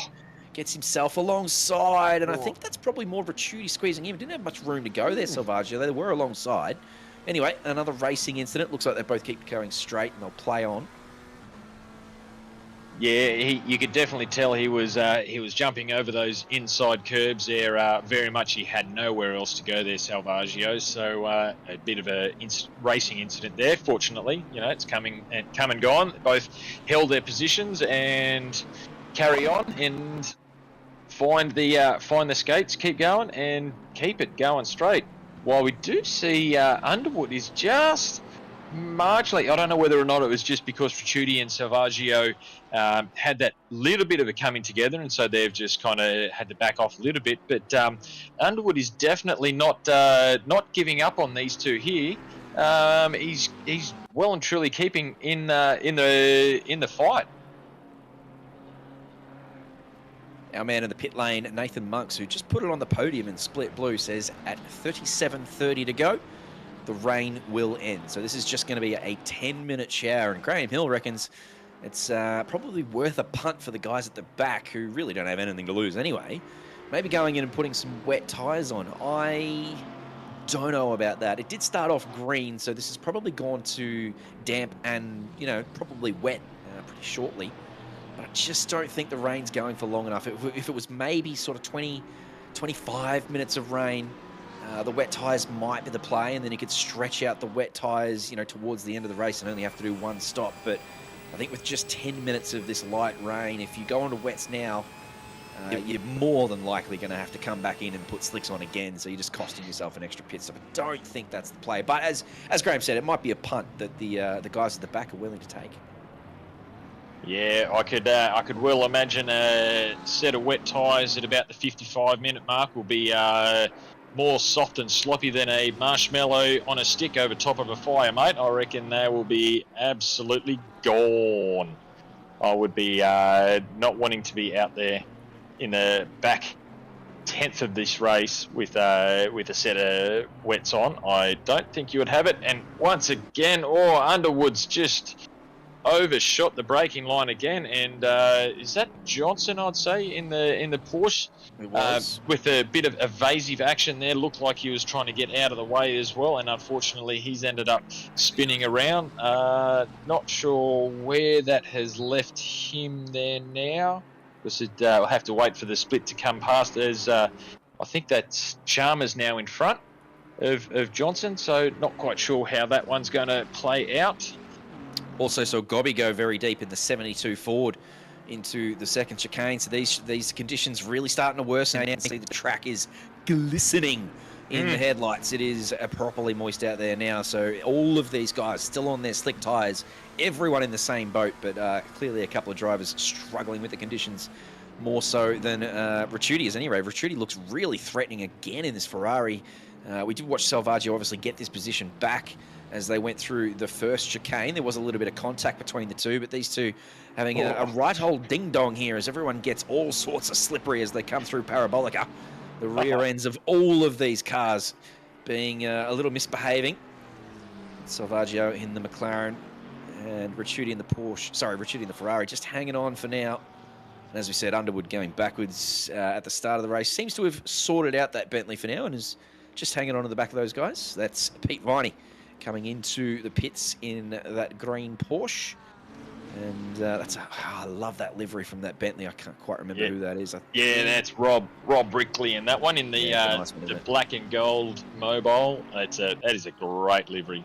Shout out to the guys there. Big shout out to my man in Cam there, Rob, and also got Sam O'Brien in going.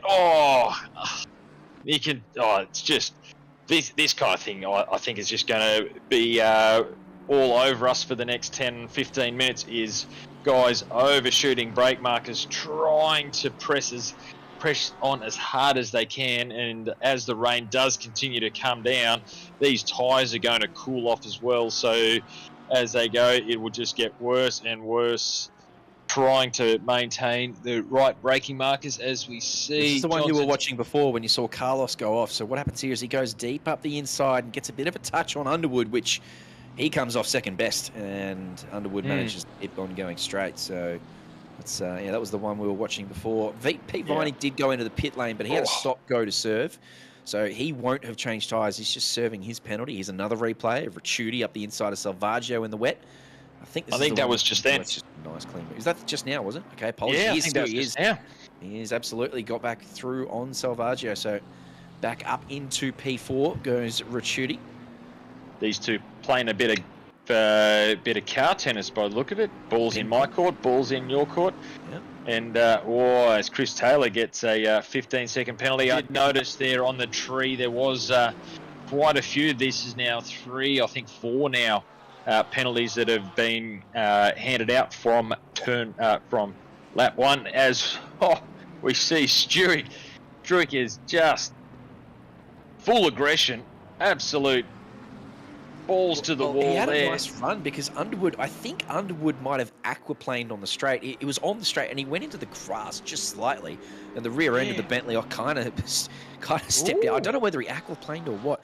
Brickley, that's the Bentley that we were talking about before, that beautiful mobile livery, has gone onto the wet tyres down in P21. We'll have to keep an eye on his pace. That is his mandatory stop complete, so he doesn't have to pit again.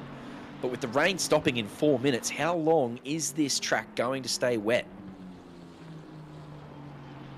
Well, if someone can tell me that one in chat, how long is it going to stay wet? And if you're right, you can go and buy yourself a lottery ticket for the night, because That's going to be the million-dollar question. That one: how long is it going to stay wet? How long is it going to stay on greasy?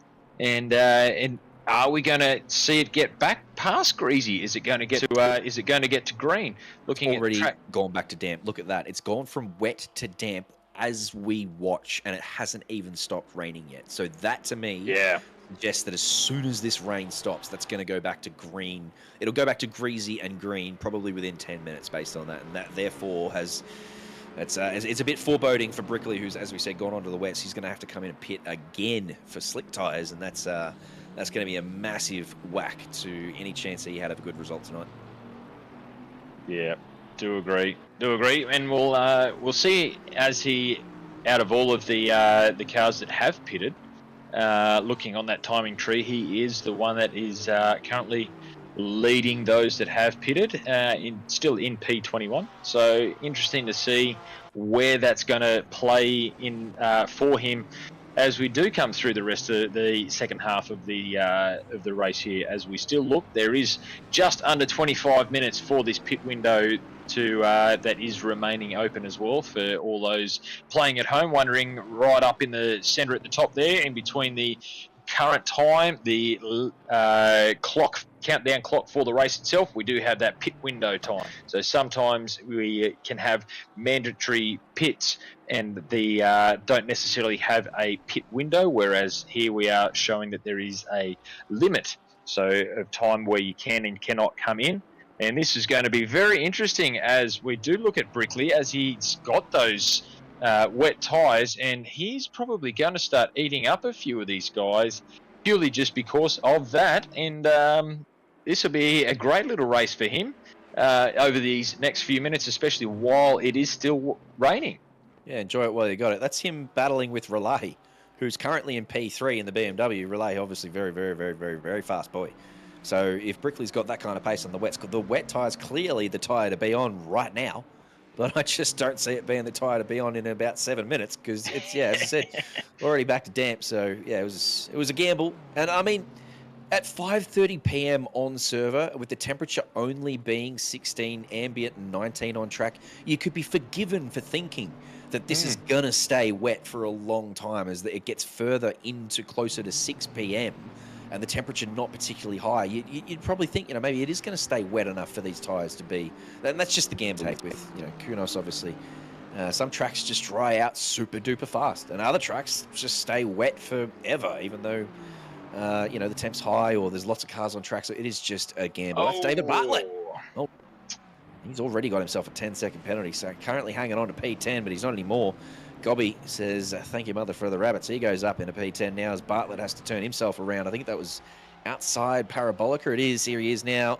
Just probably getting a little bit too greedy on the throttle there. It looks like he's got some front-end damage too, so that's probably not helping him try to, find grip in the middle of Parabolica there. So just a bit greedy on the throttle and turn himself around. As we see the next couple of guys coming in to pits as well. Chris Taylor being the first of those, or the top of those guys coming in to serve both his penalty and no doubt his mandatory stop as well. So it's going to be interesting to see where he comes out. Unfortunately, he's not coming out anyway because he just disappeared. In fact, two drivers just disappeared. So I'm not sure what happened there. Taylor you're right. He came in and just literally disappeared, and then as soon as I said that, someone else, we went from 23 drivers to 21 in the blink of an eye just there. Taylor was one of them, so I'm not sure what's happened there. Yeah, well. If he has had too much damage, or between that and the 15-second, he might have some technical difficulties as well. Not sure. Definitely had a couple of those in Split Blue. I know a couple of guys coming up in chat that it had one of the guys, his force feedback completely decided to go on holidays. It's like it's late Christmas holiday time, so I'm going to go on holidays now, and unfortunately had none of that, so ended up pulling out, looking through chat at that, so not sure if that was the case there as well. As we look at the other blue Bentley, I've got to make sure I don't get these two mixed up between Zavaka and Underwood. But here we are looking at Zavako, who is leading the AMs at the moment. I love this whole split split screen there as he's drifting around Parabolica, and he's got Sam O'Brien up the inside. Is he going to take him? Is he not going to take? Oh, he's not quite up enough. And again, as you said, the Bentley in a straight line. Oh, he's out in the. He's just gone a little bit too far. Oh no! So O'Brien is in the braking zone there. I don't think Igor did anything wrong at all there. He's just holding his line, and O'Brien's kind of killed himself a bit there, really. I'll have to see it again. I don't want to judge too quickly, but it looked to me like Igor and O'Brien were side by side into the braking zone, and O'Brien just came across his nose and sort of killed himself there. Yeah, looked like I don't know how much of a bump there is coming into that, but he's wide enough. They definitely don't look like they're touching. He's hit his brakes, and he's just pulled it straight into him. That's weird. The big old Bentley doesn't give a toss either. He didn't even budge. Didn't even flinch as the Ferrari Beybladed into the wall. The Bentley was like, oh, this is fine. Okay, sure, no worries. See you later. Bye-bye. As the boat carries on, and as we were talking earlier, a couple of their cars still with the wipers on, but majority of them do have the wipers off. As we were saying, 34 minutes left in this race. It is now finished raining. Plenty of water still on the track, though.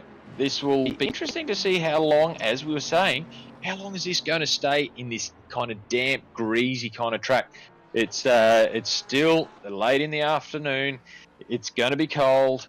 So we've got another replay of the two Mercedes. I think that's Jasmine in the Mercedes, who's just clipped the grass going into the braking zone there and has actually done a really good job of not colliding with the other car. He has butchered his own race there in the effort of sacrificing he sacrificed himself there. Oh, that's another one. That's Relahi, isn't it? I swear that was the BMW of Relahi in the pit lane. No, that's him there. Never mind. Maybe I was looking at a different orange BMW. I didn't think there was one. I don't think there's any other BMWs in the split. That was a nice little server. Not sure. It was the same thing, right? Oh, 100%. Yeah. Look, it's just like, oh no, he is. I didn't know whether that was a quick flick to the to a replay or something like that. But no, it was definitely a half a second little flicker. I hope he didn't see that. I hope he wasn't driving along and then he's got a quarter of a second in the pits and then he's back out on track again. That would have been the world's fastest pit lane ever. But no, definitely still showing him in P3. And I was actually, when we were on Ralahay there as well, just looking as well, as Brickley was still behind him. I reckon there was about a second in it. So Ralahay's been able to hold out through the rain and keep it straight, even though we've had. Okay, now does he just? Oh, there he goes. Oh, he's gone. And then he's back again. He did go to the pits. Yeah, that's some server connection stuff there. We obviously know that the servers are playing up, so it could be a bit of Kunos, it could be Relay's connection, it could be a bit of both. Everybody knows. But anyway, he is still going on the straight and narrow. He's actually under a second to Shady Samuel before. And I said look out for the Porsche in the mixed conditions. Look at him. He's now 9.9 seconds clear of Shady Samuel. We're going to get rain in 30, so the last 2 minutes of this race, we're going to get another shower. But, I'd be interested to see what the track state is right now. Now that the rain has stopped, it stopped about 5 minutes ago, how quickly have we developed into like a damp or a greasy? Probably still, I reckon we're around greasy, just looking at the shine's kind of gone off the road a little bit, the tarmac looking a little drier. And it is still damp, so it is still very treacherous out there. All these guys obviously on slick tyres that are now very under pressure and very cold, so it will still feel like a wet track to all of these drivers, other than, of course, as we said before, Brickley on those wet tyres now, just off the back of Scotty Rockford down there in the battle for P19. So that'll be an interesting. Actually, we're watching. I think that's Brickley there, is it not? That is Brickley there, behind Relahi in the BMW, even though the timing board says Brickley is 7/10 behind Rockford. Interesting. Yeah, well, he's happening. Yeah, well, that'll change shortly once they get past the next little timing point here, because there was definitely a very easy overtake there. From there we go. As it's just updated there now, as Brickley did a very easy pass there from Rochford as he was no doubt getting out of the way for the blue flags as well. But Rob's just gone, I've got the grip and I'm going to go with these guys. And he definitely is taking it to both Shady Samuel and Ralahay as well, even though they are clearly on slicks. He's doing well to keep up with these guys too. It'll be interesting to see how that's going to play out over this next kind of 10 minutes.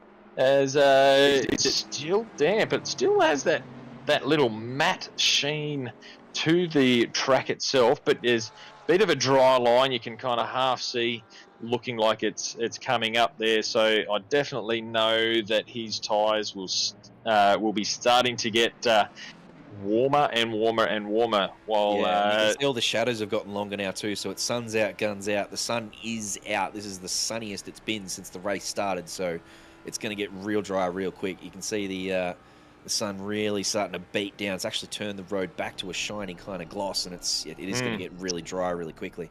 Yep, and as you say that, it is still on damp, but I don't think it's going to be damp for long. It definitely going to end up getting back to greasy. As the track and the air temperature have both gone up a degree as well, it's now up to 17 and 20. So with that sun coming out, still in that nice Italian afternoon, it must be summertime over there on the servers, getting nice and warm still as it's going along.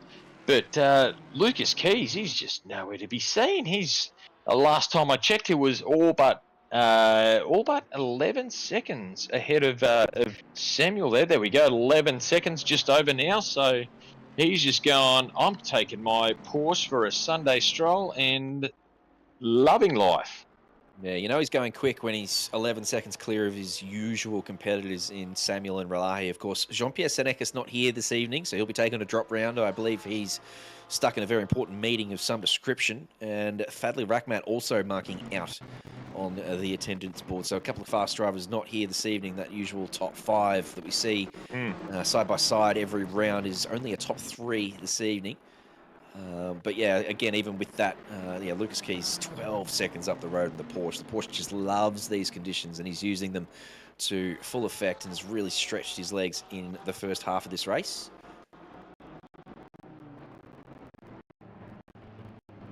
And with 13 minutes to go, options still plenty at the moment, but sun coming out. I think these guys will be happy enough on the tyres that they've got. Given that, what is that? So that's like 13. What's that? My maths is clearly not working for me right now. So 10, what's that? 15 minutes from the end is when the pit window closes, which is well outside of the 30-minute, kind of 2 minutes before the end of the race when it starts raining again. Looking like it is going to be dry pretty well, definitely past when pit window closes. So that'll probably not play too much into what these guys are thinking right now. But isn't that sun absolutely blaring out now? Just looking from the inside cam there from Ralahay's car, and definitely know the sun is back out, and that dry line is as predominant as it will ever be. Breno saying before, he's obviously watching someone stream or something, saying that 8 minutes to go is when that rain will start. So the end of this race is going to be particularly spicy for a lot of these drivers. But you're right, that is way outside the pit window. So yeah, there's nothing funny. They're just going to have to stick it out on slicks. I don't know whether anyone would try and maybe go to a new set of slicks, because that would cost you probably 20 seconds of time. The new slicks may be slightly quicker on, all these tyres are going to be grained as shit now, so they're going to be really bad to drive on. But I don't think anyone would try and risk a new set of slicks, because again, it's 20 seconds additional, as opposed to just a fuel splash dash. So with only sort of 8 minutes of rain at the end, and then, as you said, a 15-minute pit window, it's just not enough time to make up 20 seconds, I don't think. But I mean, in these conditions, maybe drivers are just more keen on staying on the road. If it's going to rain with 8 minutes to go, and these tyres are going to go through, 2 wet cycles and 2 dry, this is going to be so grain. They're going to be really uncomfortable to drive on. The guys who go for the fresh ones might be like, oh, I might make up on 20 seconds on track, but at least I'll be still on track and I might get a few positions that way. So it will be interesting to see what happens in the next 11 minutes as we come up to the end of that pit window. But yeah, the first thing they have to do is remember that there is a pit window. For the love of God, we saw Tufik last night who was going to win the bloody race, and he forgot there was a pit window, so he didn't pit. He copped himself a 130-second penalty, the old Tufik. And I tell you what, I was going to do exactly the same thing tonight, and I think it was Danny Vu who got onto our ear a couple of times and said, hey, don't forget the pit window, because it is a tricky pit window. We don't generally get a pit window this large, 15 minutes either side of the race start and end. So we're used to sort of the pit window being, 3 minutes from the end of the race. It's caught a couple of drivers out already, and it was there's a chance it happens again tonight. Stefano Ricciuti, Benjamin saying, is now on the wet tyres here. That's a very bold call considering we've just gone from damp to greasy. Yeah, I was just looking at that as well. He's clearly playing himself into the final 10 minutes. That is so long as his tyres will last that long. You get them, they might end up no better than a brand new set of slicks in that last 10 minutes of the race, because as Rob's come back in for a second time, clearly showing that the wets have had their day, and he's had enough of those, coming off the pace a little bit. So unfortunately for him, didn't quite work out. Sometimes you got to play the gamble. It may have stayed a little bit cooler. The rain may have just kind of held off a little bit more. It might have just stayed damp for a bit longer.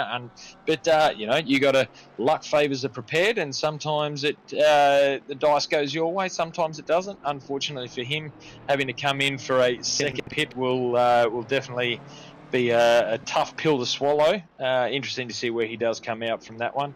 But Lucas Keys now out to almost 13 seconds from Samuel and Ralahay. But we have the top 5 that are still yet to pit. So see what happens for them in the next, what are we looking at? 9 minutes, just under 9 minutes.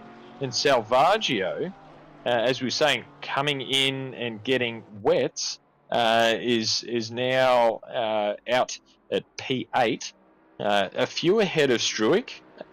Interesting to see where these guys are going to end up once it all kind of settles down a bit. Was it Ricciuti or Salvaggio, or both? I know Ricciuti came in for wets. Sorry, it was Ricciuti that came in. Yeah, Salvaggio so I think is probably on dries. I'll tell you the interesting one for me is Josh Struik in the Aston there, who pitted sort of 5-6 laps ago, and he would have gone onto the dries as well. So he's now in front of Salvaggio. He was sort of P7, P8 at the start of the race. He was up in the top 5 and he was kind of battling, but I don't know whether he found some issues, and he was sort of round about P8, P9 for a while, and then he's pitted early. So he's come in and put, I'd say, new dries on, new slicks, and has now jumped Salvaggio. Salvaggio, as we understand, was battling for P4, P5. So Struik's done, I think, a really good job of sort of getting some space on his fresh softs. And I know he's currently sitting in P10, but I think once those pit stops shake out, he could be right back up in the contest for sort of P4, where Underwood and Johnson currently battling. It looks like a good little stop there for Struik. So I'm just keeping an eye on that Aston in P10 at the moment. But yeah, these guys here, as you said, 7 minutes to go until the pit window. Just really struggling on these very old, grain, shitty slicks now. They'll be... Yeah, I don't think fresh slicks would be the play. The longer you leave it, the longer this new set of tyres is not going to help you in the last part of the race. That's why I think Struik's actually gone brilliant here. I think he's probably gone on to fresh slicks and has made up so much time on them so quickly. I don't know. Maybe he hasn't. Maybe he's just found some clean space on old slicks. I'm not sure. It just looks like it's a new set of slicks. We'll see. Yeah, and being 5 seconds up, I reckon. Yeah, hard one to call, but he definitely didn't seem quite on pace to start with. Be interesting to see some of his lap times as from where he's comparing him to the likes of Samuel and Ralahay. They're up in that kind of 2, 3, 4 kind of mark.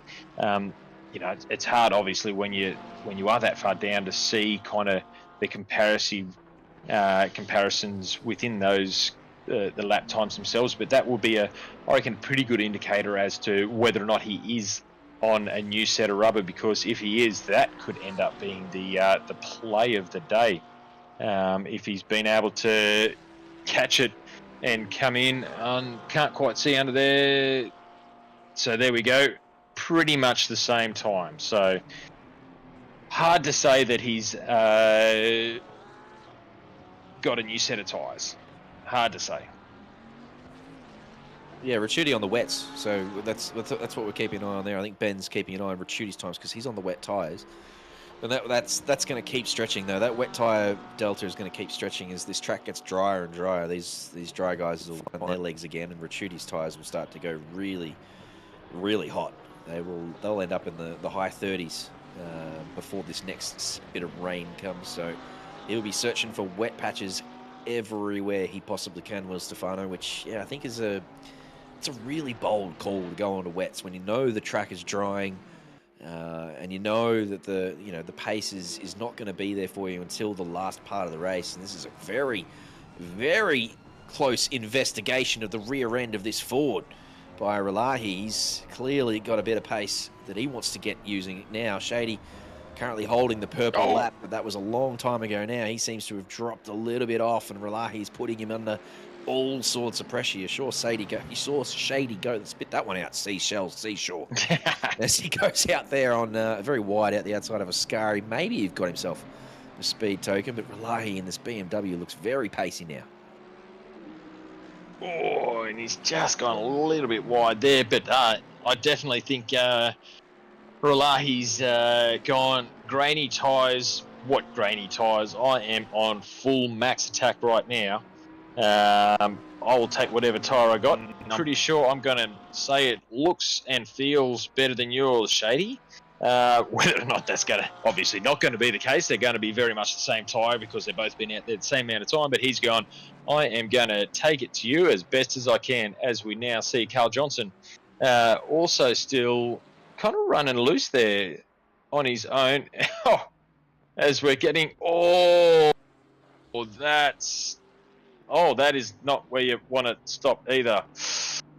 Unfortunate there. That's going to hurt. That's a few seconds worth of damage at the front end of that one, as he's gone a little bit too wide. I dare say that'll be into the pits for a little bit of love and care from Gormley. Yeah, he did pretty well there, though. He's we obviously ask anyone who's spun to be predictable. Hold your brakes. Number one, but number two, be predictable. So he's done that. He's held his brakes, and then as soon as he realised that the car had come to a stop, he did his best to just get off the racing line. So it could have ended very poorly if the cars tried to split him, and he probably would have got in a bit of trouble. But I think all in all, he's done a pretty good job there. He held his brakes and then sort of got off the racing line, and all's well that ended well. Well, reasonably as well as it could have for everyone other than Gormley. Everyone other than him. Oh, that's it. And he's unfortunately, I think it's the hats off to him, mate. Looking at the timing tree, he's held in there. He's 3 laps down, Gormley, as we see Ralahi's finally coming in, and this will be interesting to see where he's going to come out. Splash and dash. 17 minutes to go, 2.5 minutes left on the pit window, so no doubt we will start seeing, there we go, everyone coming in now. Yeah, Shady's got one more lap in him before he has to pit, so I think Ralahi now, assuming there's no tyre shenanigans, which these front runners won't be changing tyres, I don't think. They certainly won't be going on to wet tyres. No reason to risk a podium just by trying to go on to wets for some reason. I think they will be doing the basic strat that everyone's done over the last couple of days, which is just go in there for a splash dash. So Ralahi's pit stop will probably be no more than 3 or 4 seconds. He's out of the pit lane already. So what he's hoping is he comes out in no traffic at all, because he clearly had a little bit of extra pace in that BMW over Shady. We've watched him put pressure on the back of that Ford for 2 or 3 laps now. So if he comes out in no traffic whatsoever, he'll be hoping that he can get an undercut done, even though there's no tyre advantage to be gained. He just wants that free space. So get out behind Shady and maybe undercut him by a lap, which, as we said, Shady's going to have to come in this lap along with everybody else. Yeah, that's it. I I know it, well, especially for those two, when, well, it's supposed to top 5, really. You could go beyond that as well, but definitely the top 5, everything's very tight. It can be very hard to make a clean overtake on this track as well. And unfortunately, at times, the best and only way that you can really get a good clean overtake, as Relay is going He's pushed. full, isn't he pushing to make sure he gets down. He's wanting that clean air there in front of Shady Samuel. But that's, I think a lot of times that could be the way that you got to do it. And Diabol's rightly pointing in the chat that Ricciuti's pitted again, so you can see him there in P12. He's in the pit lane again, so yeah, it just seemed like such a strange call at the time, and it really has shaken out that way with the track back to green now. Rain still 8 minutes away. Those wet tyres were never the play, so Ricciuti throwing away what was probably a top 6, top 7 position. You can see Struick now up there in a P4, and that's around about where Ricciuti was, so... yeah, keep an eye here as Ricciuti comes out, but that there in the Ford is Shady Samuel.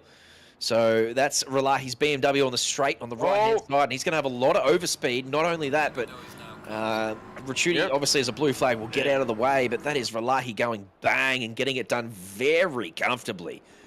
So he moves himself up onto the second step provisionally, of course. We've still got 14 minutes to go on the race, but Shady Samuel there is now going to have to settle for what is probably going to be P3. Nice one by Relahi to get that move done in the pit lane. Yes, and you could definitely tell the way that Relahi was pushing on that outlap. He was just so laser focused on having that outlap as quick, and as he would have been doing all about a quali lap at that point there.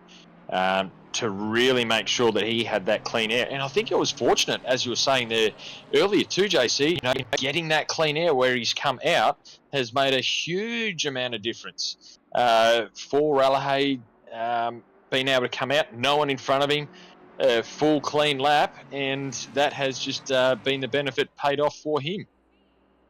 Putting together a very nice season here is Relahi. We've sort of written him off in the first race because the pace wasn't there, but he obviously got that dive done up the inside Silverstone turn 1, and we thought, all these drivers behind him look extra fast, and someone's going to find a way past him, but they all had a chance at it, and none of them got it done, so he took away that race in round 1, and then last week as well, we kind of didn't really give him a shot, but the pace was there, and then he managed to pinch P1 there as well, so I don't think he's going to get anywhere near Lucas Keys this evening. Lucas in a league of his own up there in the Porsche. But Relahi is going to get probably P2 here. And as I said, 3 rounds in will be top of the board in Split Red. So just a very nice season starting to take shape here for the BMW driver. Yeah, and I 100% agree with you there, JC. It's one of the guys that we weren't real sure. Haven't really seen his name around much, personally.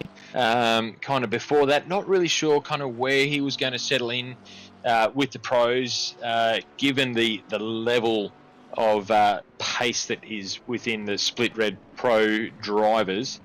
He has done such a great job and really proven to be a car and a name and a driver to look out for in Split Red Pros. I'm looking forward to seeing Jean-Pierre get back next week, and Rackmat as well. Rackmat just doing the last to first this season, though, so that's slightly disappointing. I'm all for content, and obviously he's a very fast boy, so he can do whatever the bloody hell he wants, but I wish he would sort of qualify and be up in the battle early on with these guys, because that would be... It's just such a strong split, is Split Red. Rackmat would be right up there and amongst that, so... but no, he's doing his own thing. He's got to find a way to enjoy ACC. Obviously, a lot of drivers starting to age with this game, which has been with us for a long time. And we've got lots of new drivers who are still throttling at the bit to get on track, but a couple of the faster boys who've been doing this for a long, long time are having to find ways to enjoy it. And yeah, I think Fadley's one of those. So he's just having fun coming from the back of the field here in Split Red and doing a good job of it too. By the way, he's coming through cleanly and has had a couple of good results in the last couple of weeks, so I'm not sure why he's out tonight. But oh my goodness gracious, that was very close to the wall there from Relay. It looked like he was going to dive into the pit at one point, and then he came back on track. But that was completely off track, so that you'd be lucky if he didn't get a speed token there. Speaking of speed tokens, a lot of overspeed for the forward here, Shady. He's, I don't know whether Relay had to scratch his nose or what it was there, coming so tight in towards pits. That was very kind of out of the ordinary from there, but has absolutely left him exposed. And Shady's going to take this as far as he can. Oh, both guys. Oh, wow. Both guys had picked the overcooking. inside line there, and then as they came up to the braking zone, went back over to the outside line. So I don't know whether that was in the braking zone, but it was very close. That was on the line of defensive moves, obviously, especially according to the OOR rulebook, which we've all read, I'm sure. You can choose your line once, and then you have to hold that line. So Relahi obviously just taking the natural Curva Grande line, but then ended up on the outside of Curva Grande as they came up to the second chicane. And then I just reckon that was a little bit late of a move back over to the outside. Now, again, if it was in the break, he's having all sorts of trouble, is Relahi, trying to keep that BMW on the road. We watched him before, nearly hit the bloody pit wall, and this time missing Ascari by a long way. So Shady getting the position back on track with superior car positioning, really, just driving on the road, really. Yeah, just on the road. Here we go, as we're watching. Oh, he's holding. Yeah, I reckon he's all right. He only went from the left side over to the right side, but he was very late in getting across there, that was for sure. But yes, unfortunately, not quite seeing the better side of the tyres there, I'd say.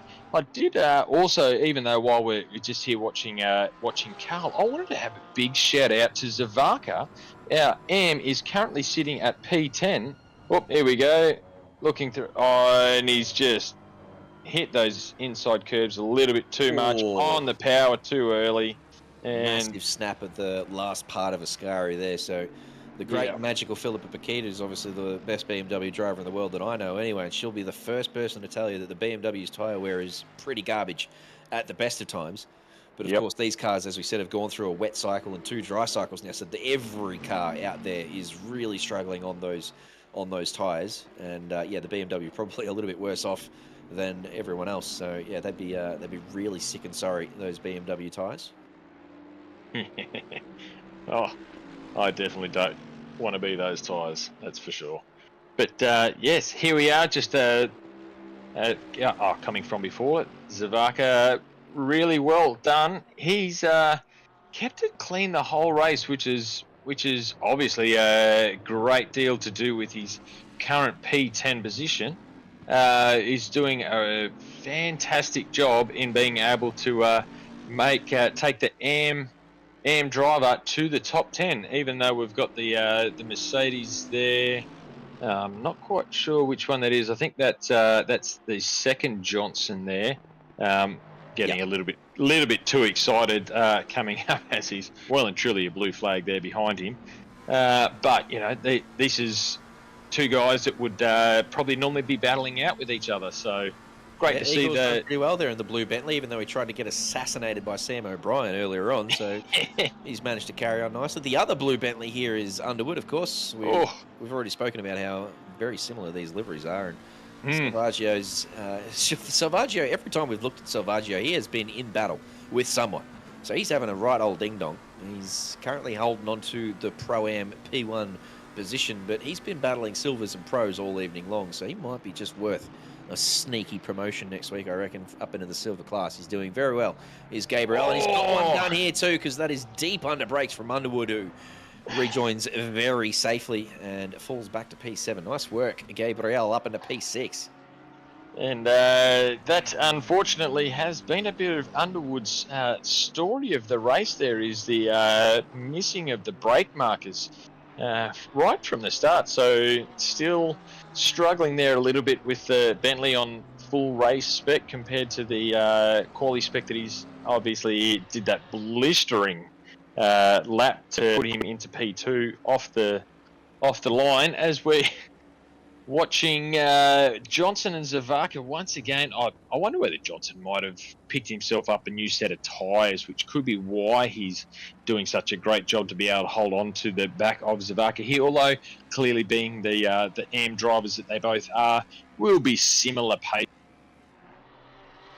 Yeah, Igor's not holding on to that AM class badge much longer either with his performances over the last couple of weeks. He's currently top 10 overall in split red, if you don't mind, Igor. So, yeah, he'll be looking for a bloody promotion too, just quietly. Up into at least Pro-Am. Where rain, by the way, weatherman Breno Ellis before said with 8 minutes to go, we would see the rain. There it is, 5 minutes to go. So it is 3 minutes late, but it was not too far off the mark from Breno. So Benjamin saying before, Benjamin Higgins, the man behind the camera, saying this is going to be heavy rain. At the moment, that symbol there suggesting it is only going to be light rain, but it maybe gets heavier quickly. So with 5 minutes to go, these very sick and sorry tyres that we were talking about are just going to get even sicker and sorrier now. Keep an eye on the track map and look for yellow dots because it's about to get really slippery. I was about to say the same thing. It's just like those sore and sorry tyres that are completely worn out. They're grained. They've far out. Good job, Pirelli. Like, even though this is clearly just a sim rig, they're still simulation. They are still must have some form of a bit of data that goes in there with them. We'll certainly shout out and say that they do. But how well these tyres have been able to hold on, dry, wet, dry, and then coming back to wet. I was going to say the same thing. I'm like, this is going to be yellows everywhere. Either that or everyone is going to be driving. Oh, yes, we're seeing Lucas Keys snap back on that wheel as the Porsche is doing everything that it possibly can to stay on the straight and narrow pointing forwards. That was well and truly a pucker up moment there from Lucas Keys. Sorry, Breno, you're absolutely right. I've scrolled back up in chat, and Breno Ellis rightly pointed out that it was 6 minutes to go that the rain would join us, and it was bloody nearly close to that. So my apologies. I've gone and buggered that up.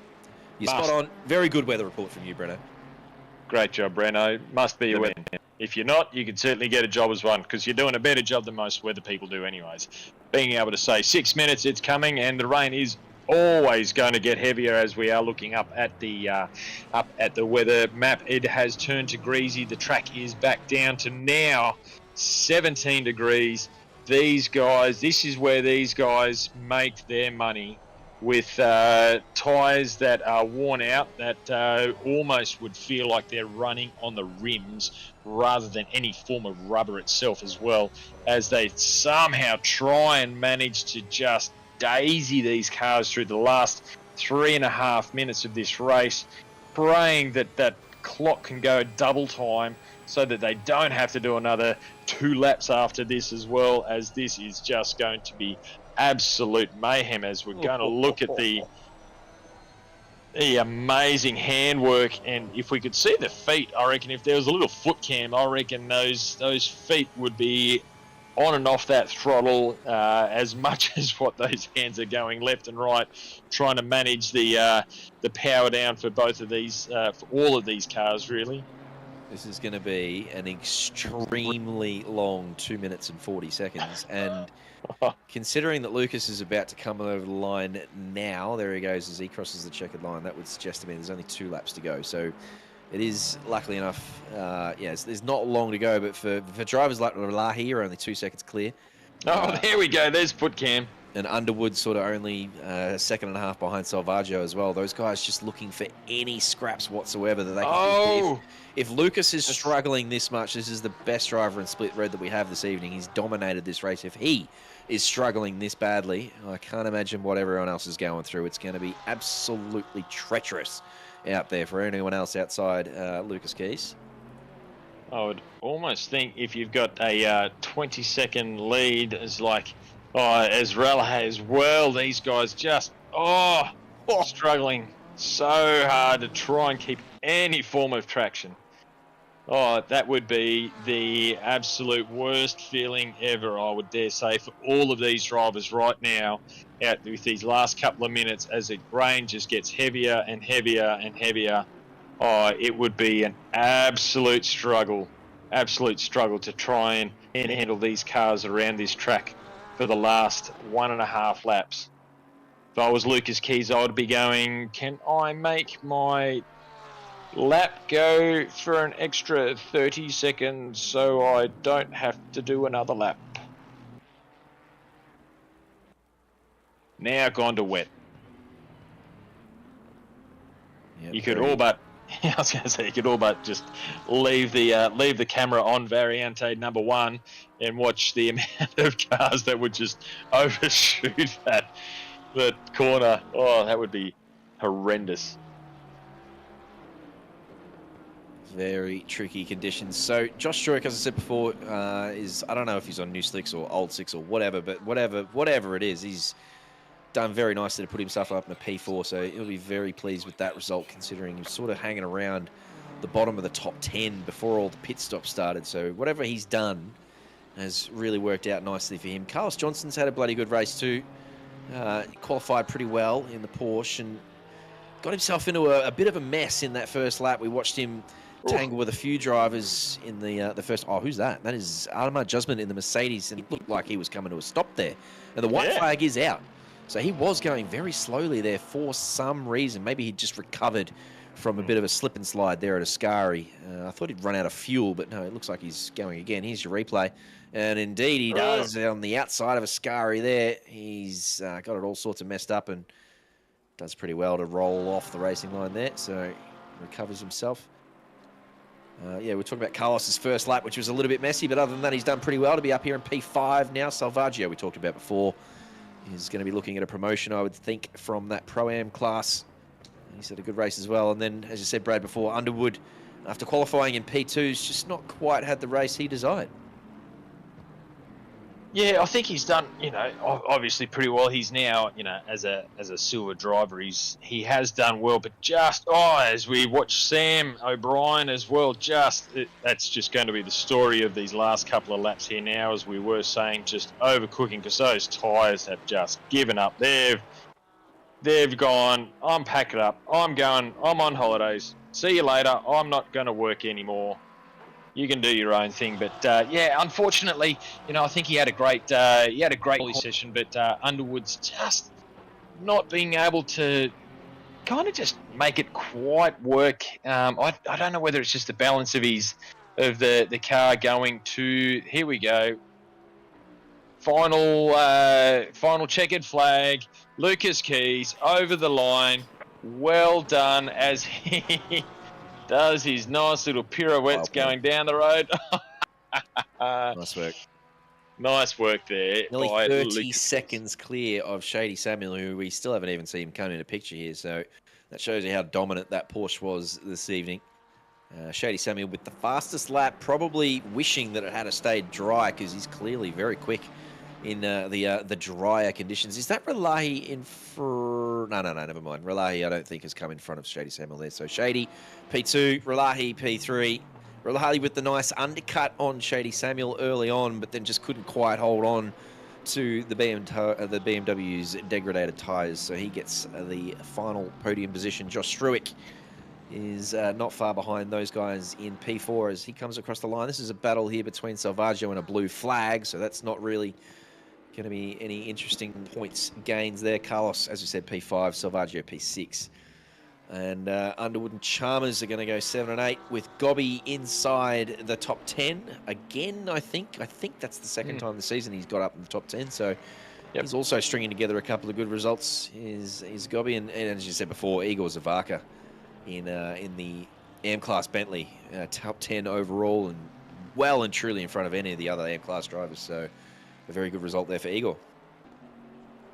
Yeah, as we're just watching Gobby there, and he struggling to pull that mighty Mustang up before he comes into Parabolica, as he finally gets it across the line, and well done to him. And here we've got Zavaka there coming through. Such a great job. He's really putting in Oh, is he gonna make it across the line? He will eventually. Everyone else has made it over the line outside of Wigland there as he's watching him show off with that Bentley doing its ice skating as well as they finally make it across the line there. Well done as well, Zavaka, to be able to get that Bentley into the top 10. Great job.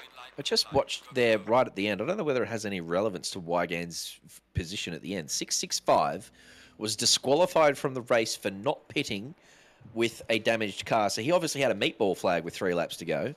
And I don't know whether in the race results there it says that it says that he's finished the race. So it's all good and he's going to hold on to P19. But right there at the end it said that he hadn't pitted. Anyway, not sure what that was about. Anyway, Luke's Keys, as we said, dominant performance this evening. 28 seconds clear.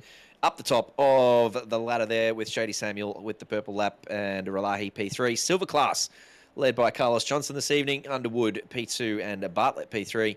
The Pro-Am class was led by Salvaggio, very long way clear of Chalmers, 30 seconds behind, and Gobby in P3. And as we said, Igor Zazavaka winning the Am class tonight pretty comfortably from Wygand. And Johnston, split red, done and dusted. Very entertaining race this evening, mixed conditions. Yes, that's definitely the one where you take Monza with the variable weather and you throw that one in the mince meter, and that's what she comes out with. So absolutely fantastic race. Awesome drivers across all 4 splits, really. All 4. We've got yellow, we've got green, we've got blue, we've got red. They've all got fantastic drivers. And what a great way to finish off with split red for round 3 is all the herbs and spices thrown into that one as well. It really was action-packed this week across the splits, but it's not over yet. We've got LMU Hypercars and GT3 tomorrow from Brazil. Sao Paulo is the track we're heading to with LMU tomorrow. That's from 8 o'clock. And then on Sunday, tune in for the Daytona 2.4 hour on AMS2's. A couple of streamers that are going to be putting that one up. I don't think Sunday will be broadcasted, but there'll definitely be content for your Sunday evening, so get around that. And then, of course, next week we are building up for the Bathurst 12-hour. Next weekend we've got special events happening. We've got the shootout on Thursday night. We'll have practice sessions going all week long. And, of course, that is all to benefit the great Neil Alexander. So please get your donations in this week. Or actually, maybe just save them for that special event, because goodness gracious, there's going to be some content. You can pay to have a livery on your best mate's car, or you can put 40 kilos on Lucas Keys because that man's too fast. Do whatever you want with your cash. Save it for that.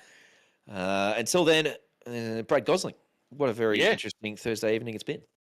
It's been an absolutely fantastic Thursday evening, mate. Been absolute pleasure to spend it with yourself, JC, Ben as well, and all of you guys that have been watching along live with us on YouTube, all the guys that have got their own little screens going up as well, and appreciate that.